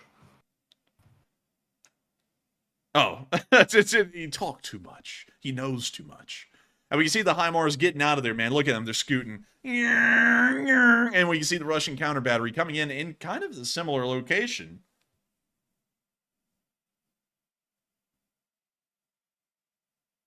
Oh, yeah, and you're right, Dingbat YouTube. One kid did die from the one chip challenge. Like, the spice was so strong it actually killed him. That Pequai thing? Yeah. Huh. That's weird. I saw people trying to eat that one chip, and I was thinking these are a bunch of wusses. But, like, you know, apparently it's pretty bad. Dude, that stuff is strong, man. Like, it's nothing to play around with. But moving on from that and out of the southern front, it's time for us to quickly move down to Kherson, where we also got to see some Ukrainian snipers of the 73rd Marines Brigade at work trying to take out some Russian soldiers near to the marsh. Once again, we can see the Swole Wolf with the lifting belt. And we can see the snipers getting ready to go. With the Mission Impossible music playing. We see him firing, and the Russian sleeps.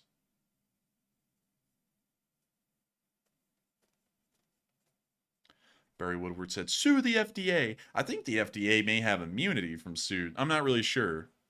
I believe they got some kind of governmental immunity or something like that. I can't remember if it's qualified immunity or governmental. That was on an exam, by the way, so I don't recall. Really? You had that on an exam? We didn't have anything about the FDA on our exams. Yeah, we had that on the torts exam. It was the immunities question. Huh. Yeah, we didn't have anything about that, man. Our, like our exam in torts was plagiarized. Everyone found out. Like, it wasn't even made by the professor. It was just literally ripped off the internet. So that was the scandal. You know, everyone's talking about that right now, and everyone's like, what the hell? And, like, I honestly am like that, too, because the exam really had nothing to do with torts. But anyways, moving on from that little bit of news inside of Ukraine, and moving on down into the Middle East, we are dropping and I hope everyone enjoys this, because I've just decided we're going to throw caution to the wind. We're just doing what we do. If our channel doesn't exist because of that, it's not, you know, I'm not going to, you know, pansy around. We're just going to cover the news for what it is. We're now getting into the Middle East to cover the Hamas-Israel conflict, and we're also going to be covering the U.S. response to the Houthis inside of Yemen, as an announcement has come out today, according to Fitox News, that the U.S. is starting to consider multiple options on how to respond to the Houthi rebels. And here's the direct quote from Fitox News. The U.S. has been consulting with Gulf allies about potential military action against Yemen's Iran-backed Houthi rebels in response to their attack on ships in the Red Sea, according to several people with knowledge of the discussions.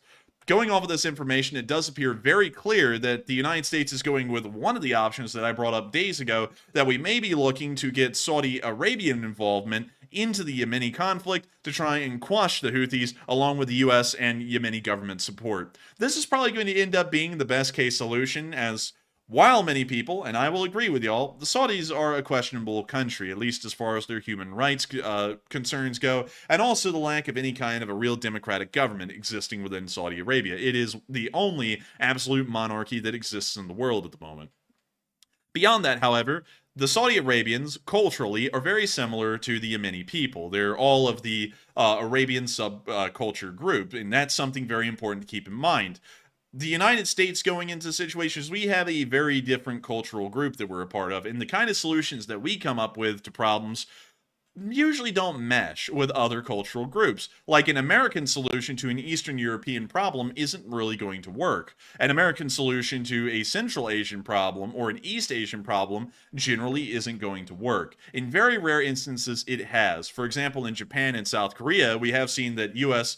Solutions to problems have ended up working, although it has caused massive cultural shifts within those countries that you can see to this day.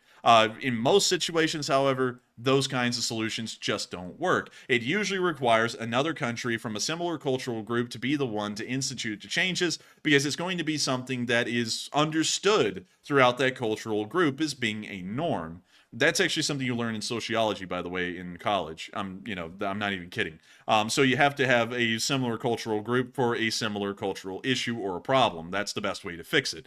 And going off of that, I think it would be a good thing to have the Saudis kind of lead the coalition in between the U.S., Yemen, and the Saudi forces, so that way they can be the ones to try and bring about a new Yemeni government, or at least support the Yemeni government in crushing the Houthis. Because it can't, it can't be looked upon as badly as the U.S. directly doing it, because it's the Saudis. They are culturally similar to each other, at least in a cultural family group. But moving on from that, we're now going to be getting out of Yemen and up into the area of Israel, where we can see that there has been some actions today. Israeli forces have rapidly advanced through the area of the Jabalia region and have moved directly inside of the city of Gaza. We also have news that Israeli forces are beginning to move in full towards the city of Khan Yunis, or Han Yunis, whichever way you want to pronounce it.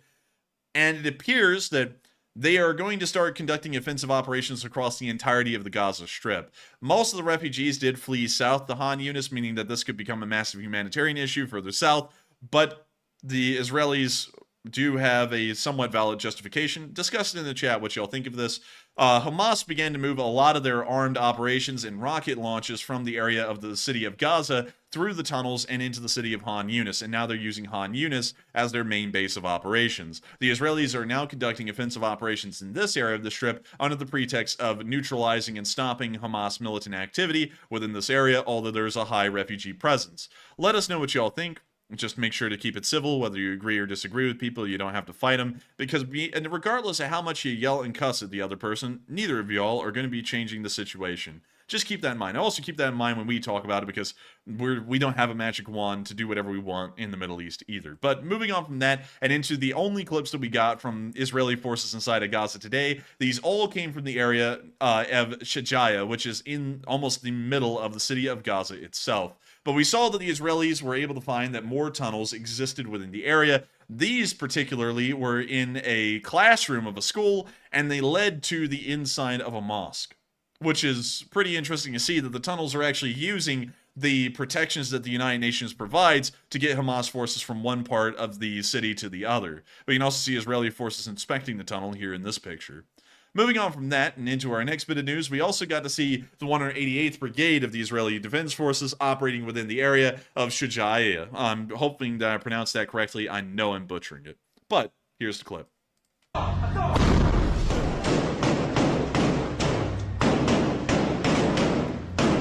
See them advancing through what appears to be some kind of a possibly school.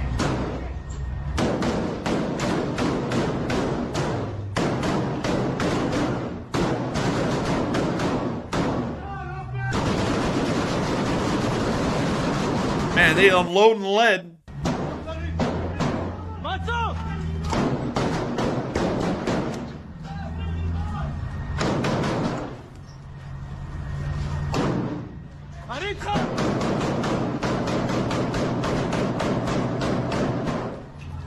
Is he holding that sideways though? Man, he's holding a gangsta style. Gangsta. Gangsta.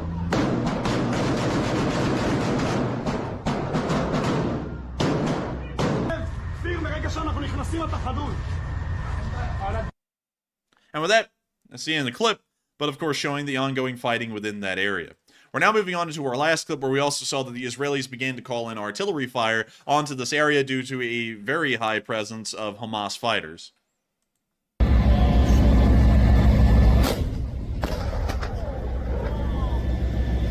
I mean, actually, this is actually wild. These M109s here are not being used in an indirect fire role like most heavy artillery like this would be. They're actually being used in direct fire roles aimed directly at the buildings. Let me show you all this again. There was the M109 firing. There's the one that fired the round. And the video ends right there. But still showing a lot of the heavy action that is ongoing right now within the area of the Gaza Strip. Unfortunately, I wish I could flesh out a lot more detail to all of y'all about the battle analysis of what's going on inside the Gaza Strip and a lot more information, but sadly, there isn't really a lot of video evidence that we can use that comes out of Israel. A lot of it's incredibly graphic, and on top of that, while a lot of it's incredibly graphic, overall there's a low number of clips and pictures that come out of the Gaza Strip of the ongoing conflict. Unfortunately, that really ties our hands in news coverage, so we always try and make sure that our statements are backed up with some kind of verifiable proof, a picture or video evidence. And we very rarely get that out of the Gaza Strip. And so that's all of the news we had of what's going on inside of Israel and Gaza today. And with that, we're now moving back into Ukraine and up to Kyiv to cover the speech from President Volodymyr Zelenskyy here on day 653 of the war. And so, without further ado, Could I have a little speech? Can I please have some good speech, please? and can you believe this? This is the same speech from the 6th of Whoa. December. Whoa. What's happening? Wait, hang on. Here's one from the 8th. Let's check this one out. Бажаю Oh, here we go. Here's a speech from the 8th. All right. Well, here we go. Here's the speech from President Zelenskyy. здоров'я, шановні українці, українки. Перш за все, я хочу відзначити наших захисників неба. Під час ракетного удару вранці вдалося збити значну частину російських ракет. Втім, не всі. Були влучання у Харкові, також у Дніпропетровській області. Усім постраждалим надано необхідну допомогу.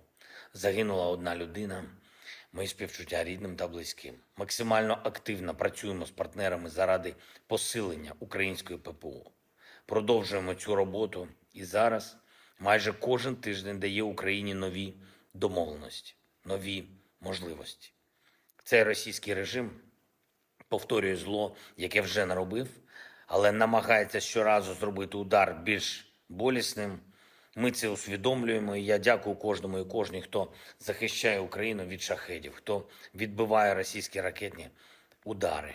Дякую нашій розвідці та кожному з партнерів, хто вже ухвалив рішення про підтримку українського повітряного щита і хто робить санкції проти держави-терориста саме такими, які здатні її обмежувати. І хай в Росії не сумніваються усі, від терористів до пропагандистів терору, вони усі відповідатимуть і за кожен удар. Провів засідання Ставки, як і завжди, головком командувачі за напрямками доповідали щодо оперативної ситуації Куп'янськ, Лиман, всі Донецькі напрямки, Південь. Я дякую всім солдатам і командирам за стійкість і відвагу. Завдання нашої держави і зараз зимою, як би це не було складно, проявляти силу і не давати ворогу перехопити ініціативу, не давати їм укріпитися. Я дякую всім, чиї дії забезпечують саме це для України. Нашу можливість робити свої кроки. Хочу сьогодні особливо відзначити воїнів, які проявили себе найбільше і зараз в боях, і взимку, і цієї осені. 95-та окрема десантно-штурмова бригада, солдат Андрій Мінасов. Дякую, солдати, за результативність. 14-та окрема механізована бригада, солдат Іван Ковальчук та старший солдат Віталій Любчик. Я дякую вам, хлопці, за влучність. 68-ма окрема єгерська бригада, молодший сержант Роман Петляр. Дякую. 92-га окрема штурмова бригада, солдат Павло Кіса. Дякую за сміливість, солдати. 42-га окрема механізована бригада, молодший сержант Максим Омбиш. Дякую за хоробрість і за збереження життів побратимів. 26-та окрема артилерійська бригада, головний сержант Олександр Федорчук. Дякую за знищення окупанта. 25-та окрема повітряно-десантна бригада, сержант Андрій Журавльов, фахівець аеророзвідки. Дякую. 47-ма окрема механізована бригада, молодші сержанти Юрій Святенко та Дмитро Семенник вдвох знищили ворожу диверсійну групу біля Авдіївського заводу. Молодці.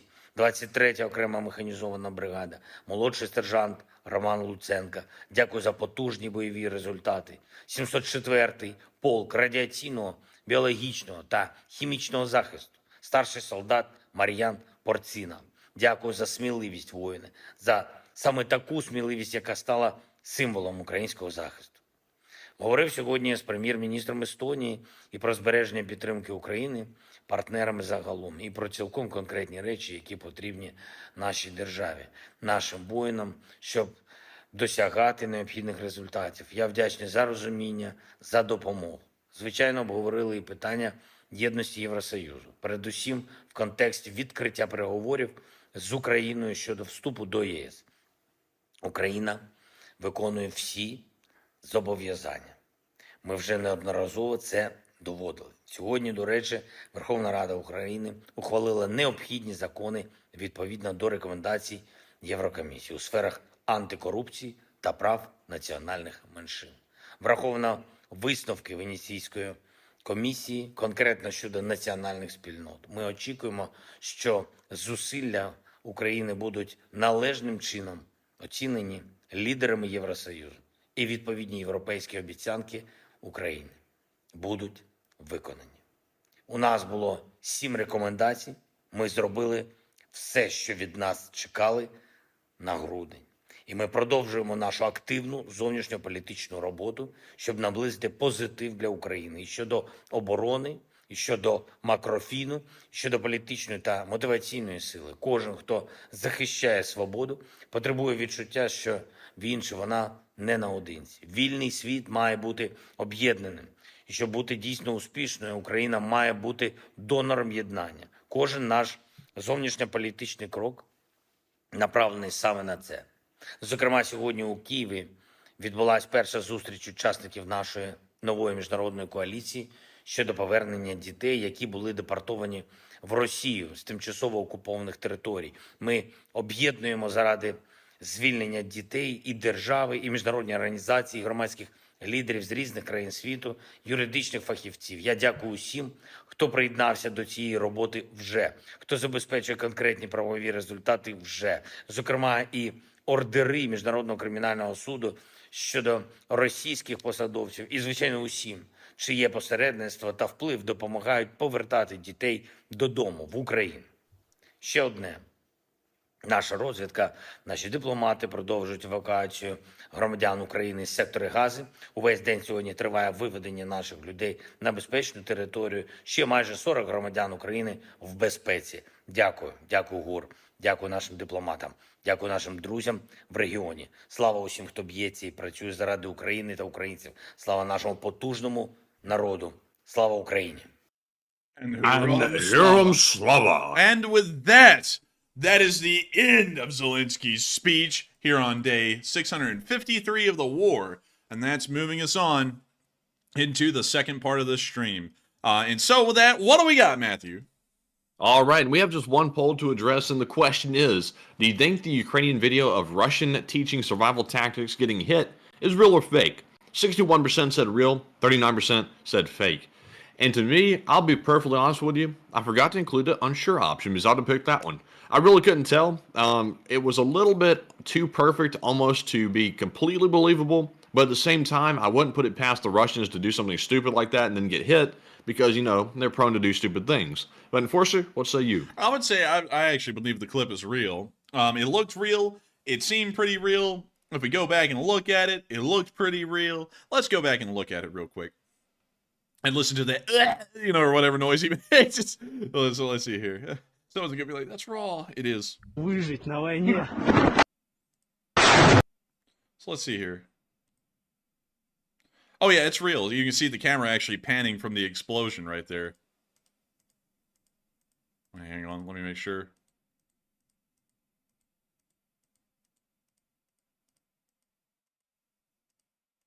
Hang on. Let's make sure. Let's see.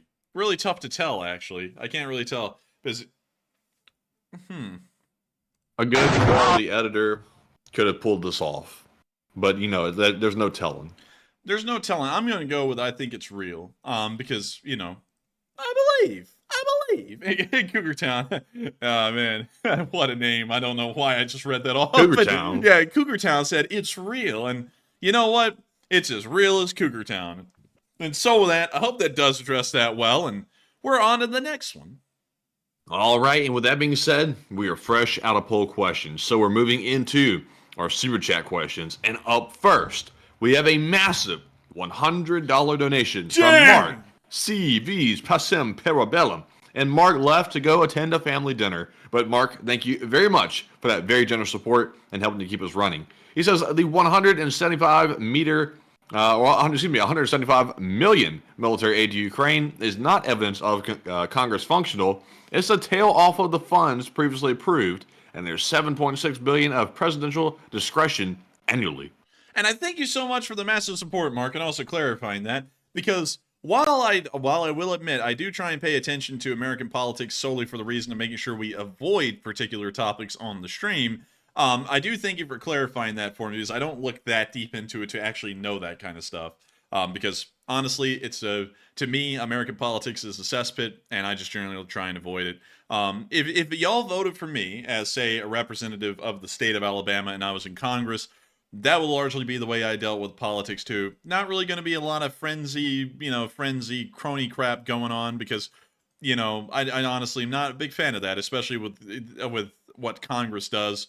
I go there to vote on bills that the constituents want, and that's it. That would be the whole goal. That's what you do. You're not there to make friends with the other Congress members or anything like that. That's a little silly. I mean, be cordial with them. I'm not going to, get hostile and fight with them or anything, but I'm not there to, eat dinners with them and, figure out how in the world are we going to, manage to get some book sales going or some, speaking arrangements. None of that. But with that, I do thank you for sharing that with me, because I didn't know that much detail, and that is interesting to know that apparently there's only about 175 million left. Still a pretty decent amount to work off of for about probably the next month, but hopefully we can find some solution where support will be given. Right now, not getting into it too much, there is a way. There is actually a compromise that can be made, but the question is that compromise going to be agreed on? But with that, hope that does address that well, and I thank you so much once again for the support and helping this channel to keep on running. That is huge support, and I gotta say, we are completely blown away, and most of the time, we don't even feel like we are owed that support, but we are entirely honored to know that y'all find this channel worthwhile enough, like you, Mark, to support it that greatly. And so with that, thank you so much once again, and we are on to the next one. All right, and our next super chat is going to go to Jolly Heibling, who puts in a $20 donation. And thank you very much, Jolly, for that support. They said, time for some pirate slang. Yar. Please swear a question from the chat. That'd be some of that fine Peruvian blow, my boy. Heave ho, mateys. It's a whale. But anyways, I gotta thank you so much for the support and helping this channel to keep on running.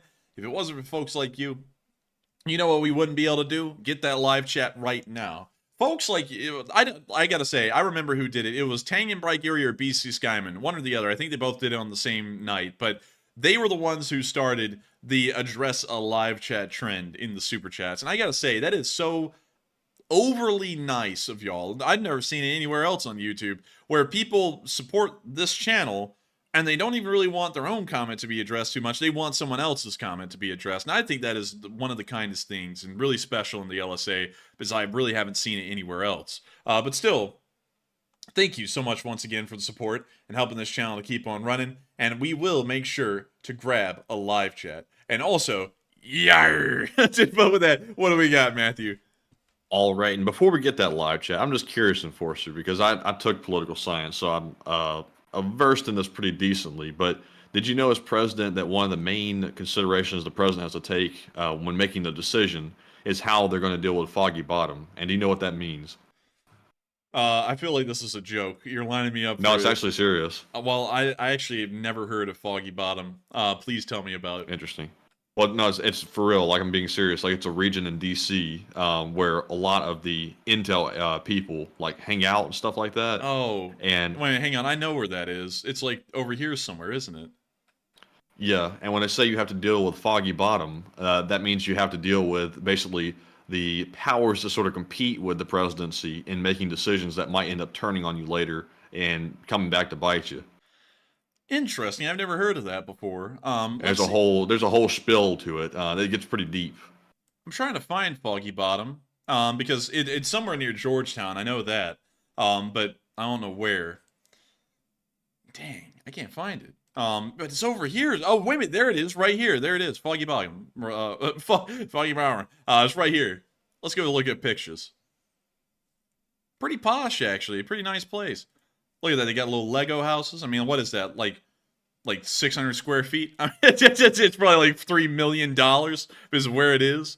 But let's see. Foggy Bottom is crawling with CIA agents, by the way. Because their offices right around the area. Really? Where is they're crawling everywhere. Let's see. Punch in CIA and you'll find it. I don't know where to find on the map exactly, but it's around the area. Oh, it's further north. For some reason, I thought it'd be further south on the Potomac, like getting towards the Chesapeake Bay, not further up on the river. But, that's interesting. Here's the CIA headquarters. They got a lot of parking. Like a lot of parking. It's almost as much as like the Pentagon. And they got a picture. Look. That guy, that guy's doesn't dead love now. CIA. that guy's dead now. He was on the property. He got shot by a sniper. But anyways, Also, that's not their office, by the way. That's the actual headquarters. yeah, it's the Central Intelligence Agency's headquarters, Matthew. Like everybody knows. They got some offices over there in Foggy Bottom, you know. Yeah, but their headquarters, it's here. And Snake Island. Oh my God, y'all! Oh. The Ukrainians are here. They're here. They're taking the island. But that is crazy. I never knew there was a Snake Island literally right near the CIA headquarters. I wonder if they were involved with the real Snake Island over there, in the Black Sea. I wonder. I It could be. What else can we find around here? Brookmont. Okay. We can find that the Potomac River gets tiny through here. It's almost non-existent. And then it widens out. Look at that. And then you got the President Airport, because it's a president after 1960, so we can't say his name. But, when you're in Washington, D.C., nobody ever tells you this, but the jets are always flying in over the Lincoln Memorial, and while they turn the engines to idle, it's still pretty loud. You still hear them coming in nonstop when you're near the Lincoln Memorial. So there's never a time of silence near there. It's just... It's just nonstop. Even at Arlington. Last time we were there, Lincoln got up and said, "Turn that shit down." Dude, he stood up, walked out of the front, held up his fist, and said, "Hey, keep it down!" And then he went back in and sat down. In the Washington Monument, another thing they won't tell you, the windows at the top of that thing are so small, like only one person can look out of them at a time. So if you go up with a whole tour group of like 50 people, you're probably never going to be able to look through the window except for maybe 20 seconds. And it isn't really that impressive of a view. I would skip the whole Washington Monument ride, the elevator thing. It's cooler outside than it is inside. I would just look at it. Another thing, I cannot recommend this enough. The Smithsonian's truly are great. They're free, unlike British museums where you actually have to pay. Some British museums aren't like that, though, but those are very few and far in between. But the Smithsonian's are free, and it's got to be some of the coolest collections you've ever seen. Like in the Smithsonian National Museum of American... Well, not that... Oh, let me go find the right damn museum. Let's see. Here we go. The Smithsonian National Museum of American History. Honestly, my favorite one, because they have the Batmobile in it. And it's purple. And it's purple. They also have, I think this is a reproduction of one of the trains that was at the Golden Spike ceremony for the Transcontinental Railroad. But the coolest thing in the museum, if they even have a picture of it, and let me see if they do. Oh, by the way, I'm not sponsored by the Washington D.C. tourism department or anything. I'm just telling you all what's cool up there. But I'd be dipped. Oh, come on. Oh, there's got to be a picture. It's the coolest thing in the whole museum. You're telling me they don't have a picture of it? Oh my, you know what I'm talking about, right, Matthew? The Star Spangled Banner? Yes, I do. I'd be dipped. They don't have a picture of it. But anyways, y'all know the national anthem, the Star Spangled Banner. So it was actually written about a large garrison flag that was flying over Fort McHenry during the siege of Baltimore by the British in the War of 1815. The War of 1812, sorry. And it turns out that flag is actually in this museum, and it's super cool to see because it's the actual flag. But beyond that, really cool. I'd highly recommend if y'all ever want to go to Washington, D.C., go there. Just avoid the area around the National Cathedral, though, because if you try and go towards the National Cathedral, you're meeting God, but you ain't meeting him alive. But anyways, with that, I hope that does address that well. And thank you so much once again for telling us about Foggy Bottom, Matthew. And with that, we're on to the next one. All right, and the next one goes to Flash1, who puts in a $20 donation. And thank you very much, Flash, for that support. He says, "Hey, to the enforcers," he says, "I love to see you. I love to see you." And do you think other countries would pick up support if America goes too low? I hope they do. And a few dollars for whatever you like. A few dollars for whatever I like? I'll tell you what I like. I like making you all happy. So I'm going to put that towards ammunition for the AK-74. And oh, buddy, we've been able to find that corrosive. And y'all know what I mean. Anyone who shoots AKs, you know what I mean. We've been able to find that 7.6 corrosive. So we're going to be getting some of that. But still, thank you so much once again for support and supporting whatever we like, because I respect that fun. And thank you so much, Flash One, not only for that, but being an old guard. And also, we love to see y'all too. And to answer the question, will other countries pick it up? Maybe. But one thing I've noticed, I don't know what this is. I don't really know how to explain it. And I do not mean this, and let me say this really quickly to all of our international viewers. I do not mean this in a disparaging way at all. I just see things that I think exist, and I think it's a bit of an issue, and this is something that needs to be fixed. I feel like a lot of Europe has American savior syndrome. Like that, and let me explain what I mean, because I know that sounds bad, but let me explain. Europe and the United States are very intertwined with each other, massively. Trade, economics, military, everything. Very intertwined. And whenever anything happens in Europe, the Europeans go, well, America will be here. They will help out. And of course, the Europeans aren't completely helpless. I'm not trying to say that. They, of course, do have their own militaries, but they always seem to expect America to do the heavy lifting. Whenever it comes to funding or, keeping a large armed force there, it always seems like it always falls back on America mostly. While they do a good bit, it's not as much as the U.S. combined. If all of Europe came together and combined their armed forces. The thing with Ukraine is that we see that there's currently an issue right now with getting U.S. support there due to some political issues inside of the United States, which I'm not going to talk about. But when that started to happen, instead of European countries going, we must do this for strategic reasons, we must open up the floodgates, and sending in loads of support, instead, the Europeans go, oh, look at America, they're going to screw all of us over, what are we going to do? When they could, easily, support Ukraine just like the U.S. did in full, just the same amount and everything if they all combined their efforts together. But they don't do that. Instead, they just go, look at America, they're to blame for this whole thing. And yeah, I mean, kind of, yeah, we are. I mean, the support isn't going over there, and in that metric, yeah, I guess we are to blame that there's currently some infighting going on over here that's not allowing the support to go. But at the same time, the Europeans, a lot of European governments, are going to sit by and just let the Ukrainians possibly get, in a rough spot over these next few months in a blame game with the United States. And that's one thing I don't like. And there's an easy solution to this because, and I'm not saying, and I want to make this very clear to all of my European viewers, there is nothing that the Europeans are weak about.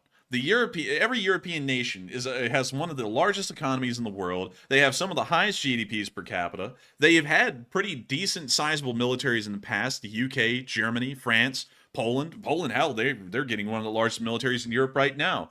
They're all great. I'm not saying that there's anything wrong with them. But at the same time, a lot of governments in Europe have gotten into this mindset of complacency as far as it goes with national defense and also strategic interests in Europe. And it's to a detriment. To the point that Europe shouldn't feel like they're always having to look at America to fix the problem, especially when we're having our own problem over here that we're trying to solve to get back over there and start supporting Ukraine. I feel like at this moment, European governments should go, why are we acting like everything is America's problem? We are Europe. We can do this on our own if we need to, and just open up the floodgates and send in all the support you can. I mean, that's what I think the European mindset should be on the governmental level. And a lot of Europeans are very proud of their countries. And I have to say, y'all have great things to be proud of. You go to Britain. I've never seen a country prettier in my life. The entire nation was an area of natural beauty. I haven't been to the rest of the European nations to know what they look like or what they're like, but still, the point's there. Y'all, like, the Europeans can step up and support, and I hope they do, because right now, with what I'm seeing in Europe, a lot of them also have this mindset too, when people are like, the United States having a little bit of trouble, getting support over there because of internal domestic reasons. Maybe they need to step up for a moment and foot the bill for just a few months until we get back in the game. And then the Europeans will go, it's not a pissing contest, or try and make it sound like we're throwing them on the spot. And I mean, we're not, but, we're all in this together. Europe, the United States, and everyone. We're all in this together, so when the United States is possibly having trouble, why not have the European nations step up and take care of business until we can get back to it? That would be my opinion. And I have to make this very clear, because I know no matter how many times I make this clear at this point, some European viewers are going to be very miffed. Europe is a great continent, a great group of nations, and especially all of the ones in NATO. Amazing through and through. But your governments that are in charge of Britain, Germany, and France usually have mindsets where they tend to rely on American support or America to almost fully invest itself in something, while they easily could do the same thing themselves with almost no issue at all. And I feel like that's something that needs to change, at least here for the short term, until America can get back over there and start doing what it does. Because I have no problem, and I think it is America's responsibility to take care of things around the world and be what we call the world police. We are the largest superpower in the Western Hemisphere. It kind of falls on us as our responsibility, because of that, to be the world police and to enforce this sphere of influence that Europe, the United States, and a lot of other nations all live in. That's just what we do. And so I don't think there's anything wrong with providing Ukraine for support, but when we run into problems like we are right now, it's very important for everyone else to not get hung up on that and just look at the United States and watch us choke for a month or two. They need to get back to looking at Ukraine and support them so that way they can keep this thing rolling. That's what I think. And I hope that does address that well, Steve, and I thank you so much once again for the support, because that's how I'm looking. Also, by the way, some people are going to be like, well, what about New Zealand and Australia? Yeah, they're a part of the Western sphere, and so is Japan and South Korea, but it's not, like, if anyone could say it's not their fight, it's those 4 countries. They're so far away and geographically removed that even getting any equipment to Ukraine is prohibitively expensive for the most part, because it's transported by ship. So I would say for them, they don't really need to do anything. So I'm not going to say, come on, y'all do something to Australia, New Zealand, Japan, or South Korea. But to Europe, considering it's on the continent, and the US and Europe are always on the continent, the Europeans really have no other choice. We have to make sure that everyone does their part as best they can. And if America trips up for a second, Europe's got to take hold. And so with that, hope that does address that well. And thank you so much once again for support. And with that, we are on to the next one. All right, and our poll question here that we just put up, is Europe unfairly reliant upon the USA to protect them while they sit back and take it easy? 37% said yes, somewhat to a degree. 34% said yes, Europe is freeloading. 23% said no, Europe pulls its own weight. And 7% said unsure. And on this one, it looks like the majority of you believe that Europe is freeloading in some way or another. And I would personally have to agree with most of you on that. And once again, like the enforcer said, I have nothing personally against European countries. Every country has its own benefits to it, has its own strengths and weaknesses. But one thing I will say is, even in NATO, a lot of European countries have their problem even paying their 2% or whatever it is of their GDP into the NATO alliance. I think just by the way everything's set up, the United States is automatically expected to foot the bill for a lot of things just because it's one of the most prosperous countries in the world, and Europe does take advantage of that to a certain extent. And, if they can get away with it, good for them. But we shouldn't allow them to get away with it, but we do. But I think they should be, stepping up a little bit more, spending their fair share, and also actually helping out when we can't actually get it done. But Enforcer, would you like to go over it any more? Yes, just a little bit more, because I see some people saying in the live chat some pretty interesting stuff. Let's see. Like Bob Dylan said, it might not be bad if the U.S. slowed aid. It might scare the EU into action because a Russian victory would scare the crap out of them.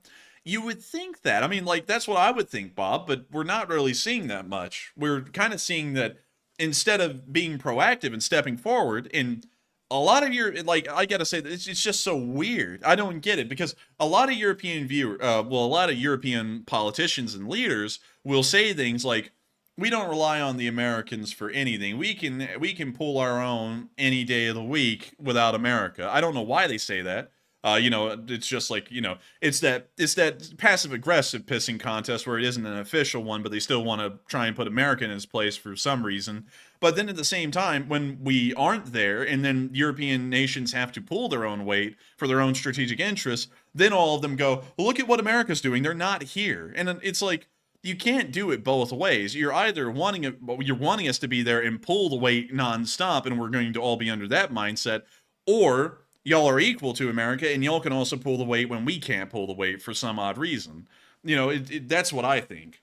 So it's interesting to see the poll results. It was actually a tie in between Europe is freeloading and somewhat to a degree.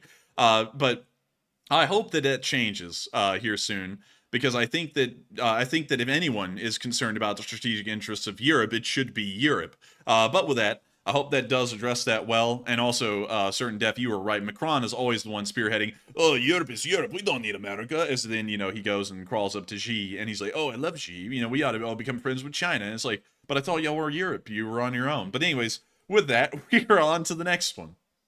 And this one goes to Renee Love, who puts in a 20 and says, "Congratulations on a semester well done." Hey! Thank you. And thank you so much for the support, and thank you for congratulating us on a semester well done. I thought it was hardly ever going to end, and it finally ended, and now we got about 3 weeks and like 6 days until it starts again. So just looking forward to the next semester and looking forward to getting back my grades, because they're going to be scary. But still, thank you so much once again, and thank you for the kind words and encouraging us. And with that, we are on to the next one. And thank you so much once again.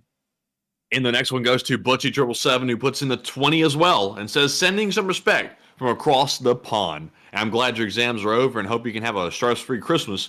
And always look forward to the stream in the morning. And please take a live chat question. Slav Ukraine! Shoigu!" And Shoigu at the Nonobrbasnoblet. And thank you so much for the support and helping this channel to keep on running, because folks like you make it possible. And thank you so much, Butchie777, for being one of our British viewers. Like I was saying just a moment ago, we love every single member of the Lee Spring Army around the world. Y'all are all unique and special in each and every one of your own ways. Each nation brings a special little bit to the table that America couldn't do on its own. And hell, you know, America and Britain complement each other nicely. We've always known, even after American independence, that Britain and America have always had a special relationship, and it still stays strong to this day. But with that, thank you so much once again for sending us some respect and support. And also, I'm so happy the exams are over too. We're going to get deep into gun videos, and I hope y'all love them. And so with that, hope that does address that well, and we are on to the next one. And the next one goes to That Mom, who puts in a $20 donation. And That Mom says, "I got stabbed in the hand once. 0 out of 10. I do not recommend. Hand surgery is delicate, and the rehab is hard. So I recommend an arm or a leg. Tourniquets are great. Also, glad you did well on the exams, and call your family."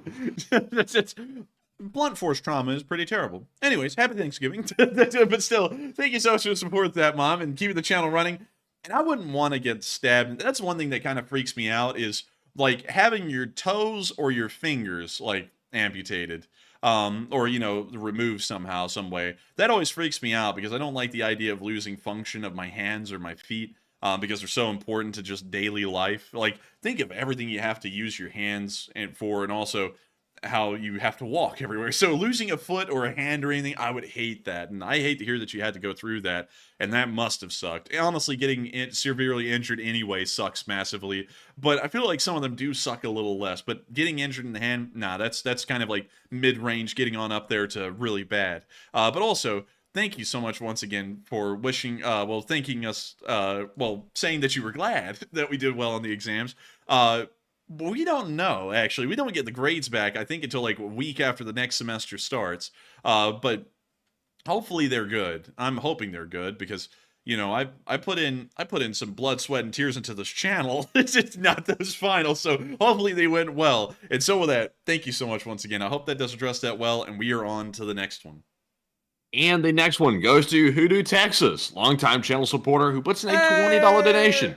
And Hoodoo says, "Dig in and support the channel tonight, and show your respect for my incredibly informative free live chats. LOL." Hey, thank you so much for the incredibly informative and free live chats. I do look at them sometimes and gather inspiration and facts from them. And also, thank you so much, Hoodoo Texas, for encouraging folks to dig in and support the channel. Of course, we don't want to solicit support from viewers, but y'all's support is the only thing that makes the channel possible, and we're always greatly appreciative to everyone for y'all's continued support. It's only through the viewers' active decisions, if they want to support the channel and how much they want to support it, that we make this thing possible each and every night. And so that's why we always go through and individually thank every single supporter, even if they only put in $1, because every single one of y'all is putting in your part in helping us to make this show possible, making sure the Lee Spring Army has a place to be, and not only that, making sure that we are on 6 days a week covering the news and fundraising for Ukraine. And so with that, thank you so much once again, and thank you for being a massive supporter and a massive member of the Lee Spring Army. And with that, we are on to the next one. All right, and Enforcer, I have to ask, we might have to speed up slightly here because it is starting to run late, and we have about 15 more super chats to go, and it has been a very long day. But real quick, I saw Miss Disa say they wait to give you grades until you start the next semester so you don't quit. And I think that might be the reason behind it, to be honest, because I don't know why it's taking a month to get the grades back. But I'm telling you, I can't wait to see it. It could be ugly though. But anyways, with that being said, I'm gonna yes, cry, we man. could all cry here. But anyways, our next one goes to Ari Soini, who puts in a $10 super chat and does not leave a comment. And thank you very much, Ari, for that support. Kiwi And Wife and Finn. what say you? Hey! Kiwi Wife and Finn. It's Kiwi Wife and Finn! And thank you, Ari, for the support and helping the channel to keep running. You didn't throw in a comment, but we know who's behind that support. It's the Kiwi Wife and Finn. And thank you for the support and helping this channel to keep rolling. Because if it wasn't for folks like you, where would we be? We wouldn't be able to be here, that's for sure. And so with that, thank you so much once again. And we are on to the next one. All right. And our next one goes to Harvey the Drummer, who puts in a $25 donation. And thank you very much, Harvey, for that support. He says, sorry for the absence this week. He said, I shot my... Whoa! Bubba's hot load! Calm down! But anyways, he said, I'm sure you aced your exams, and here's a few bucks to buy some pizza. I'm drinking rum for all my LSA homies. Rum. I think of like Johnny Depp saying rum every single time. And then that makes me think of Amber Heard crapping on the bed sheets. But anyways, I got to thank you so much for the support, Harvey the Drummer, and helping the channel to keep running. And also, I got to say, that was a legend move when you threw in the 750 this last Sunday. Got to say, putting us over the top, Harvey, and I got to thank you for the support once again. Well, not the support to the channel, but the support to the fundraiser. And also, your support to the channel tonight. Also, completely understand. And I also have to say thank you for not only looking out for the folks in Ukraine, but looking out for us behind the scenes and making sure to keep this channel alive and running. And also, thank you for a couple of bucks to get a pizza. We will get a pizza. Tonight we had... What did we have, Matthew? I've completely forgot what we had. Barbecue. Oh yeah, I had that pulled pork sandwich. It was good, and it also came with fried green tomatoes with Alabama white sauce. Ooh-wee! It was good. It was very good. And so with that, thank you so much once again for support, Harvey. I hope that does address that well, and thank you for being a legend. And with that, we are on to the next one. And the next one goes to AMX10 Speedy Bang Bang, who puts in the 10. It says, I devote my time to the overall strategy, and I'm almost certain that the entire regions, Zaporizhia and Kherson, will be liberated. It is very difficult to defend that land bridge situation long term. And I would agree with you, AMX10 Speedy Bang Bang. It probably is, in a larger context, probably one of the weakest areas of Ukraine. And that's also why we saw the Russians put so much into building up the defense of Zaporizhia with the Surovikin line, because it's just an inherently weak geographical area. But I think over time, they probably will end up liberating that area as one of the first compared to others. And also, people are apparently, Matthew, misjudging and doubting Alabama white sauce in the chat. Alabama white sauce is good. Listen, if y'all haven't had it, I'll try and explain a little bit about what it is. It's like vinegar and what is it, Matthew? It's like vinegar and something else. I don't know how to make it. I just know how to eat it. It's good. I'll tell you all that. It's really good, and it goes great with fried green tomatoes. But getting back to AMX Shit Speedy Bang Bang Super Chat, it is going to be very difficult to defend that area. I would agree with that, certainly. And so with that, thank you so much once again. I hope that does address that well, and we are on to the next one. All right, and the next one goes to Mr. Lunchtime, who puts in a $10 donation. And thank you very much, Mr. Lunchtime, for that lunch money. He says, should the presidents of Penn, Harvard, MIT resign over their responses to the alleged incidents of anti-Semitism on their campuses? And great work, guys, and stay toasty, my friends. And I thank you for the support. I don't think that the deans of those campuses should resign for the actions of individuals that just happen to go to the university. If they want to take disciplinary action against those people, that's on them. But I don't think they should resign for it. Like, for example, there was some kind of a scandal involving professors. Yes, I think they should. But if it's just involving students, that's really out of their control. Those are individuals who can do what they want. So it kind of depends on the case-by-case basis there. And I don't know the exact details of each. I just know that university campuses have been getting kind of wild with that kind of stuff lately here in America. Just anti-Semitism out there and all that stuff. But anyways, with that, I thank you for the support. I hope that does address that well. And with that, we are on to the next one. And up next, we got a $10 super chat from Blue Flam 777 LSA, who says, why shouldn't you argue with Zelenskyy? You'll get Jurassic kicked. He said, okay, for cereals. in the honor of law and the holidays, Santa Claus's elves are subordinate clauses. And question to the chat, LSA. And LSA! And also, that's interesting. I'm looking at all this. I don't know what to even. My brain is so fried. The joke is going right over my head. Like, I hate that blue flame because you put in golden ones. This one, I don't know. It ain't hitting for me. But still, I thank you so much once again for support, Blue Flame, and helping the channel to keep on running. And you know, one thing that is hitting, that request for a live chat. We're going to grab it. And so what do we got, Matthew? In the live chat goes to Dale Elaticus, who says, won't the Rasputin, the mud, affect the push to Crimea around this time of year? Yes, it will. And from what we can tell, it's not going to be subsiding over the winter this year. So offensives through the winter in the southern direction are probably going to be very difficult. While in the northern direction, they may actually get some momentum, especially because of how solid the ground is there now. But with that, I hope that does address that live chat well. And thank you so much once again for support Blue Flame and sponsoring that live chat. And we are on to the next one. And this one goes to John Garner, who puts in the 10 and says, this is a great chat. I like it here, and thanks. Hey, and thank you, John Garner, for the support, helping this channel to keep on running. And I thank you for enjoying the great chat. I gotta say, good chat, nice talk. And also, I like it here too. You know why? Because I'm here. I'm always here. I can't leave. Let me go. But still, thank you so much once again. I'm just kidding around. I'm just pulling your chain. But still, thank you for the support. I hope that does address that well. And y'all know what? We're on to the next one. And we got another one. This one's from Richard Philpott, who puts in a 10 and says, how old do you gotta be to get to the governor's office in Alabama? I got some suggestions. And Richard, I thank you for the implication behind that question. It's 35. You would have to be as old to become the governor of Alabama as you would have to be to try and become the president of the United States. And I'm not one to want to become the governor. The governor of Alabama can't really do much, you know. Got to be honest with you. You know, I like to build prisons, but you know, there's not really much to do in Alabama, sadly. Like, we can attract more businesses down here, and some have done well at that, but not really much to do. I would like to try and make some larger stroke changes on the national level, the federal level. And maybe I'll be able to do that. But still, I like your idea. And maybe after I become the president of the United States in 2040, maybe I'll go to becoming the governor of Alabama after that. Maybe, hopefully my presidential run will have been so good that I will be irresistible as a governor of the state. But with that, thank you so much once again for support. I hope that does address that well. And with that, we are on to the next one. I see we got the governor right in the live chat. We got Hello, Governor Governor. Ivy stepping out here, stepping. And it's good to see you, Governor. And I'd like up next to we have build a a brand new prison. A big one. belch. But anyways, moving on to our next one, we have a $10 super chat from Santiago Flores, who says, congratulations both for doing your exams and pick a question from the chat, and cheers. And thank you, Santiago. I'm glad to be done with them. And thank you, Santiago. Cheers. Clink.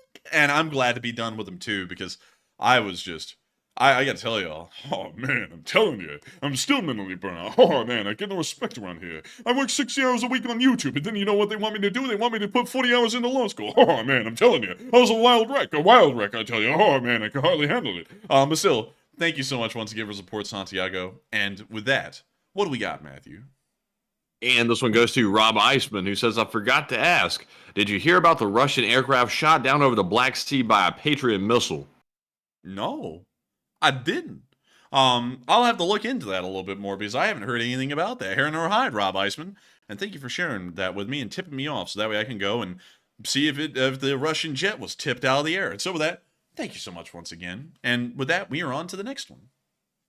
All right. And also, Battler said, do you label your school books matter and force them at? And no, I don't label my school books because I hope they get lost. But anyways, up next we have a $10 super chat from Steve T, who says, do you think Ukraine attacking Poland, Germany, and the USA multiple times has put their public against them? Nah, I wouldn't think so. I don't think we've seen anything that strong yet, but I'll have to say this, though. Like, looking back, hindsight being 2020, and me being entirely honest with y'all, Ukraine suing Poland for Poland trying to protect its farmers in the grain issue of late summer of this year was not a good look. That looked very selfish from the Ukrainians, especially considering that the Polish are the largest supporter of Ukraine monetarily outside of the United States. that looked really selfish. And, you know, I didn't really like that, being entirely honest with y'all. I could be pro-Ukrainian, but I'll tell y'all, some things I do disapprove of here and there, and that was certainly one of them, especially considering that you have to remember that a Polish politician, the Polish government's responsibility is to their citizens first. So if they have to make protective measures to protect their own agricultural industry and the farmers as a result, that's entirely their right to do, and I don't think any country should have the ability to try and force their predatory pricing on another, even if it's necessary. That's one thing I didn't like. I don't think that turned anyone away though, because that situation kind of just blew away in the wind after it happened, and everyone just kind of forgot about it. You know, said live and let live, and just moved on, which is a good thing. You know, it's a good thing that no one just tried to hang on to that and just attack Ukraine for doing that. But I don't think, to answer the question in short, I don't think it had that much of an impact. But with that, I hope that does address that well. Thank you once again for support. And with that, we are on to the next one. And up next, we have a super chat from Harvey the Drummer once again. This time he puts in a 20. He says, give us a non-political answer. What the heck is wrong with the senator from Alabama? Ooh, that's tough. Well, best way for me to explain it, and I'm just going to tell y'all, not going to talk about the guy's views or whatever. I'm not going to say that. And I please ask y'all to not do that as well, because I know someone's going to just try and take the moment to just like write this guy raw. But he's a football coach, and he's not qualified. He's not qualified. When you listen to the guy, he's an embarrassment. He's an embarrassment to Alabama. I mean, I don't care if you or even in the guy's party. I think he's an embarrassment to his own party. The guy doesn't know what he's talking about. He's ignorant. He has no idea what any kind of domestic policies are. All he knows is football. And on top of that, he's not even really a citizen of Alabama. He's actually a citizen of Florida. And well, we're not really totally sure about that. Got to be careful with the factual statements. There is a lot of questionability though as to whether he really is we'll say it that way, whether he really is a citizen of Alabama or not. Most people say that he's actually a citizen of Florida, and he happened to just have a residence here in Alabama so that way he could run for the position. That's what they're saying, and I can't confirm that and say that as a statement of fact, but still, got to be honest with you, just on the personality side of things and the competency side of things, I'm not necessarily a fan of the guy. That, honestly, though, is a statement I could really say about every single politician most politicians in the U.S. I feel like very few of them are actually competent, but him in particular, we kind of get annoyed at him a lot because he's a representative of our state and he's just annoying, But anyways, with that, now also I want to make that very clear. Not going into the political side of things, I just find the guy personality-wise and competency-wise to just be annoying, but. Moving on from that, we are on to the next one. And thank you once again for support, Harvey the Drummer, and asking an interesting question. All right, and the next one goes to LSA Sergeant Figment once again, who puts in 2 $5 donations. And thank you very much for the support. The first one says, I went fishing today in Winter Park Lake, Florida, caught some nice fish, and then threw them back. And going shark fishing tomorrow, and going to get me a big one. Shark fishing? Like a shark? Shark fishing. I'm assuming not in the lake. That ain't no lake. Dude, there's sharks in that lake. I would not be living in Orlando. I would be gone. And let's go. Jabba comes out the water going. Dang, my mic didn't even pick it up. Let's see. It got the last, a croak. Oh, here we go. Here's that lake. There's the lake. Cool to hear that you got some. And also, nice to catch and release them. Although, I have heard that wild-caught fish taste better than the store-bought ones. And I would believe it because, hunted deer tastes better than store-bought deer every time. Like, if you can even find store-bought deer. But I hope you have good luck shark fishing tomorrow. I have never heard of shark fishing, but I hope you have a fun time. And I want to hear more about that when you get back from it, because I would be so interested to know, how does that work? Like, how does that even happen? But still, thank you so much once again for the support. I hope that does address that well, and you have the best of fun tomorrow. And with that, we're on to the next one. All right, and the next one also goes to Asaj, who says, how much confidence did you have going into the exam, and did you take my advice? And confidence is key to success. And we went into it with as much confidence as could be had, sitting down there, about to take an exam. But my exam was more difficult than it should have been. I'm not saying that because I underprepared. It was really actually way too difficult for what we learned in the course. And I don't know why the professor did that, but he decided to do that. And was asking about different states' law, which I did not figure we're supposed to memorize. But anyways, by the way, somebody left crying from the class. That tells you how it went. But unfortunately, what say you? Well, gee, I mean, I went in there with confidence, Sergeant, and I came out and my confidence was shattered. I had no confidence anymore. That was kind of like what it was with every exam, and nobody did. Like, nobody came out of those exams going, yeah, I think I did good. Everyone came out, oh my God, I failed. And I'm like, okay, if everyone's thinking this, we all couldn't have failed. But still, I did go in with confidence. I did listen to your advice, but once you come out of it, you're rattled. Like, I think both Matthew and me are fried from today, but hey, we're keeping it rolling. We're here for the LSA. And so with that, thank you so much once again for support. I hope that does address that well, and we are on to the next one. And the next one goes to Jeanette Littlehall, who puts in a 5. And thank you very much, Jeanette, for that support. And she did not leave a comment. And also, I hope you get better soon, because I did see that live chat earlier. And we can't say it live on the air, but I do hope that you recover very quickly from that little bug. It's a nasty bug. And I hope you get better soon. The plague. The plague. And with that being said, we're moving on to our next one, which goes to CK Bold, who also puts in a 5 and says take a live chat question, and we shall. And the live chat question goes to General Easygoing. He says, there's possible rumors of Venezuela, of troops attacking the Guyana border. What you heard? I have heard that is actually something that is ongoing right now. From what I understand, Venezuela is invading Guyana, from what I've heard. But Matthew, what have you heard about it? I'll be honest with you, I don't really keep up with South American happenings, but I've heard that they've annexed a good part of Guyana. That's the main thing I heard.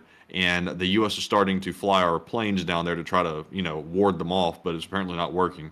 Dude, that's crazy. I can't believe that you don't pay attention to South America. South America is like the favorite pastime of America historically. We love looking down there. But I have to be honest, though, much like Matthew, I have not really been paying a lot of attention to this because a lot of y'all wanted us to look into this yesterday, and since then, I went to sleep, got 4 hours of sleep, woke up, took an exam, went around, tried to take care of some business things today, then came home, ate, and then got to work on this. So I haven't had really a lot of time to look into it, but from what I understand, they have been invaded and a decent amount of Guyana has been annexed by Venezuela. I have a feeling this is probably being brought about not because of any kind of extreme political views in Venezuela of any kind. It's actually probably being brought around by extreme financial turmoil that Venezuela has been suffering for years at this point, and that usually leads countries into acts of desperation like declaring needless wars like this one. But with that, I hope that does address that well, and we are on to the next one. All right, and the next one goes to Sanfine Balai, who puts in a 5 and says, sorry I wasn't here yesterday. I was too busy watching the Game Awards 2023, and long live the LSA. And thank you very much for the support. And thank you so much for the support, and thank you for being here tonight. And I understand, everyone's got to take breaks every once in a while from the news and go check out some other stuff. But I hope you had fun, and I hope you're back, and I hope you're liking it. And so thank you so much once again, and I hope that does address that well. And with that, y'all know what we're about to do. We're about to go on to the next one. And this one goes to Governor Ivy, who puts in the 5 and says, money for y'all's skull fund. And JK, I've been enjoying y'all since day 8, and this has become a daily ritual. And my question, will Alabama win the national champ? Ooh. Oh man, I can hear trees being poisoned. But still, thank you so much for the support. And I don't know. I hate to say this, Governor Ivy. I don't really pay a lot of attention to sports to really even know. And that's one thing that always gets us when we go into law schools, that everyone there talks about sports. They're like, oh, did you see that linebacker and such guy and that wide receiver? And oh, man, and and they got so-and-so, and oh, he's fierce. And I'm like, I don't even know who these people are. Like, I can tell you about Ukraine. Like, I can tell you about that, but I can't tell you nothing about this team.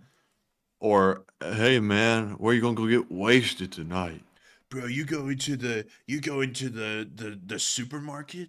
Which is it's like a play on the name for the bar that everyone goes to at law school to get blasted. But that's it. We don't get blasted. We don't drink. So anyways, with that, I hope that does address that well, Governor Ivy. I hate to say that, but I wish y'all the best of luck, though, in the Nationals. And thank you once again for the support. And with that, we are on to the next one. And this one goes to Neil Viznan, who puts in the 5 and says, question for the enforcer, will the gun reviews indicate explanations of rifled musket?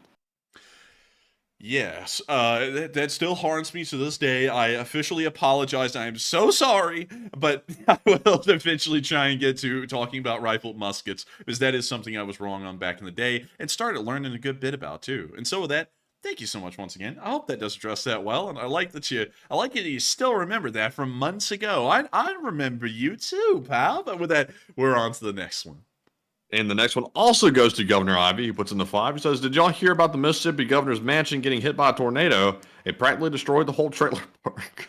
Oh Roll my Tide. god! Oh my god! And also he said, RIP CME4PC. Oh, and also rest in peace to CME4PC. Yeah, gone but never forgotten by the Lee Spring Army.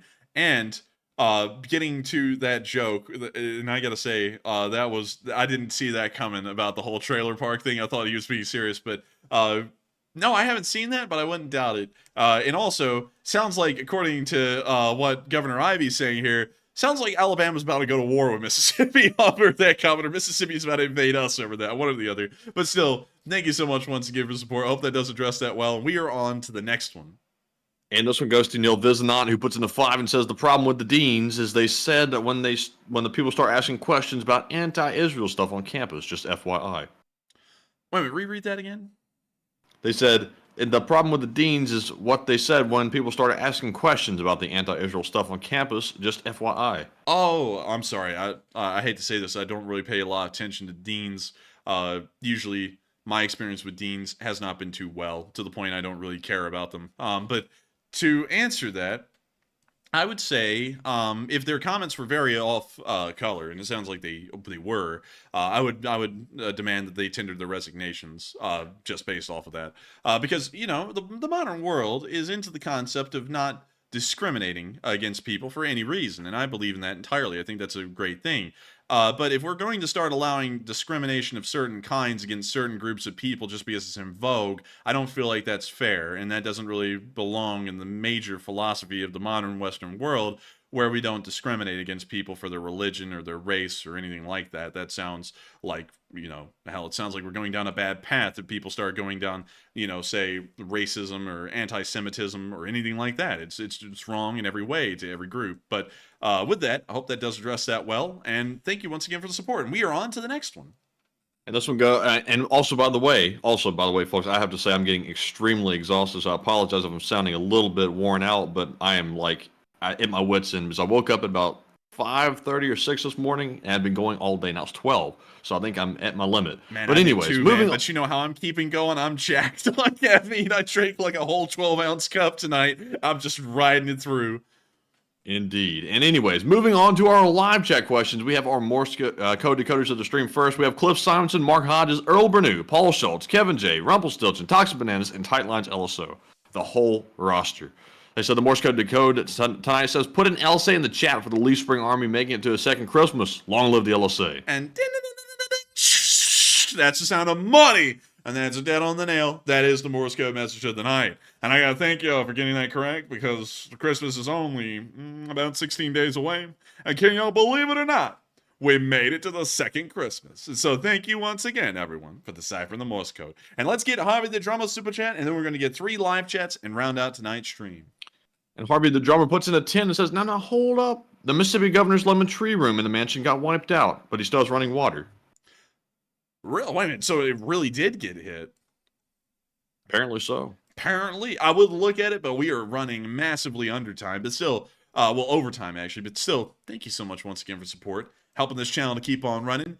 And I will look into that after the stream. And that's kind of interesting here that he has running water, because I thought Jackson didn't have running water. But still, thank you once again. Hope that does address that well. And with that, we are on to the third to last chat of the night. This one goes to Sarah A., who says, when do you think the U.S. is going to do anything about Iran, especially after the last attack on our embassy in Iraq? That's the second time they've done that, actually. And based off of that, and considering we didn't really respond to the first time, I don't know when. So I'd have to declare ignorance on an actual answer to that right now. I hate to tell you. But with that, we are on to the second to last question of the night. And this one goes to the old buzzard once again, who says, Old Buzzard, what all did Ukraine get with that $5 billion from Japan, and does it seem that other nations are stepping up while DC gets their haggling over with? I hate to tell you this. Mandy, you're hitting me with all the questions I don't have the answers to right now. I don't have the answer to that one because I don't know what the $5 billion Japanese aid package actually consisted of. So I hate to tell you, you old... damn it. Dude, I'm starting to get strung out too right now. But still, I hope that does address that well. I sadly have to declare ignorance on that right now. But with that, we are on to the final question of the night. And so, who is the lucky last person to throw in the lucky last question of the night? All right, and this one goes to Net Dragon, who says, do you think that Venezuela is preparing to attack Guyana because it sees the USA as weak due to Congress not approving aid for Ukraine? Well, Venezuela's situation is entirely different.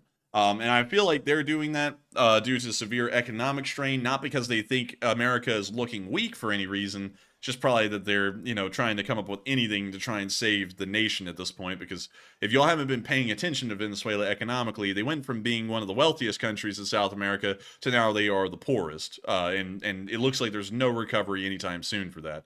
But with that, I hope that does address that fairly well. And we have reached the end of tonight's stream. I've got to thank all of y'all so much once again for being here with us tonight, and not only being here with us tonight, but also making sure to hit that like button and also watching all the way through. There are 2,700 of y'all here right now as we're rounding out, and we are honored to know that all of y'all were here for the entire 3 hours and 6 minutes that the stream ran. If y'all did enjoy, make sure to like, comment, and subscribe, and of course we will see you all tomorrow at 10 p.m. Eastern Time to cover the next 24 hours of the news of the war in Ukraine. And so with that, good night, good luck, stay safe, take care, long live the Lee Spring Army. The Lee Spring Army never dies. And good night, folks. We'll see you all tomorrow. Get some rest, and Slava Ukraine! Yes. The Lee Spring Army sends its regards.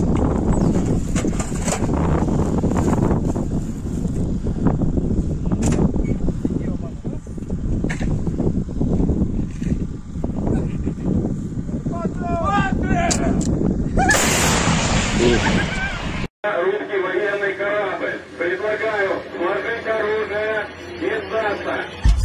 Русский военный корабль, иди нахуй.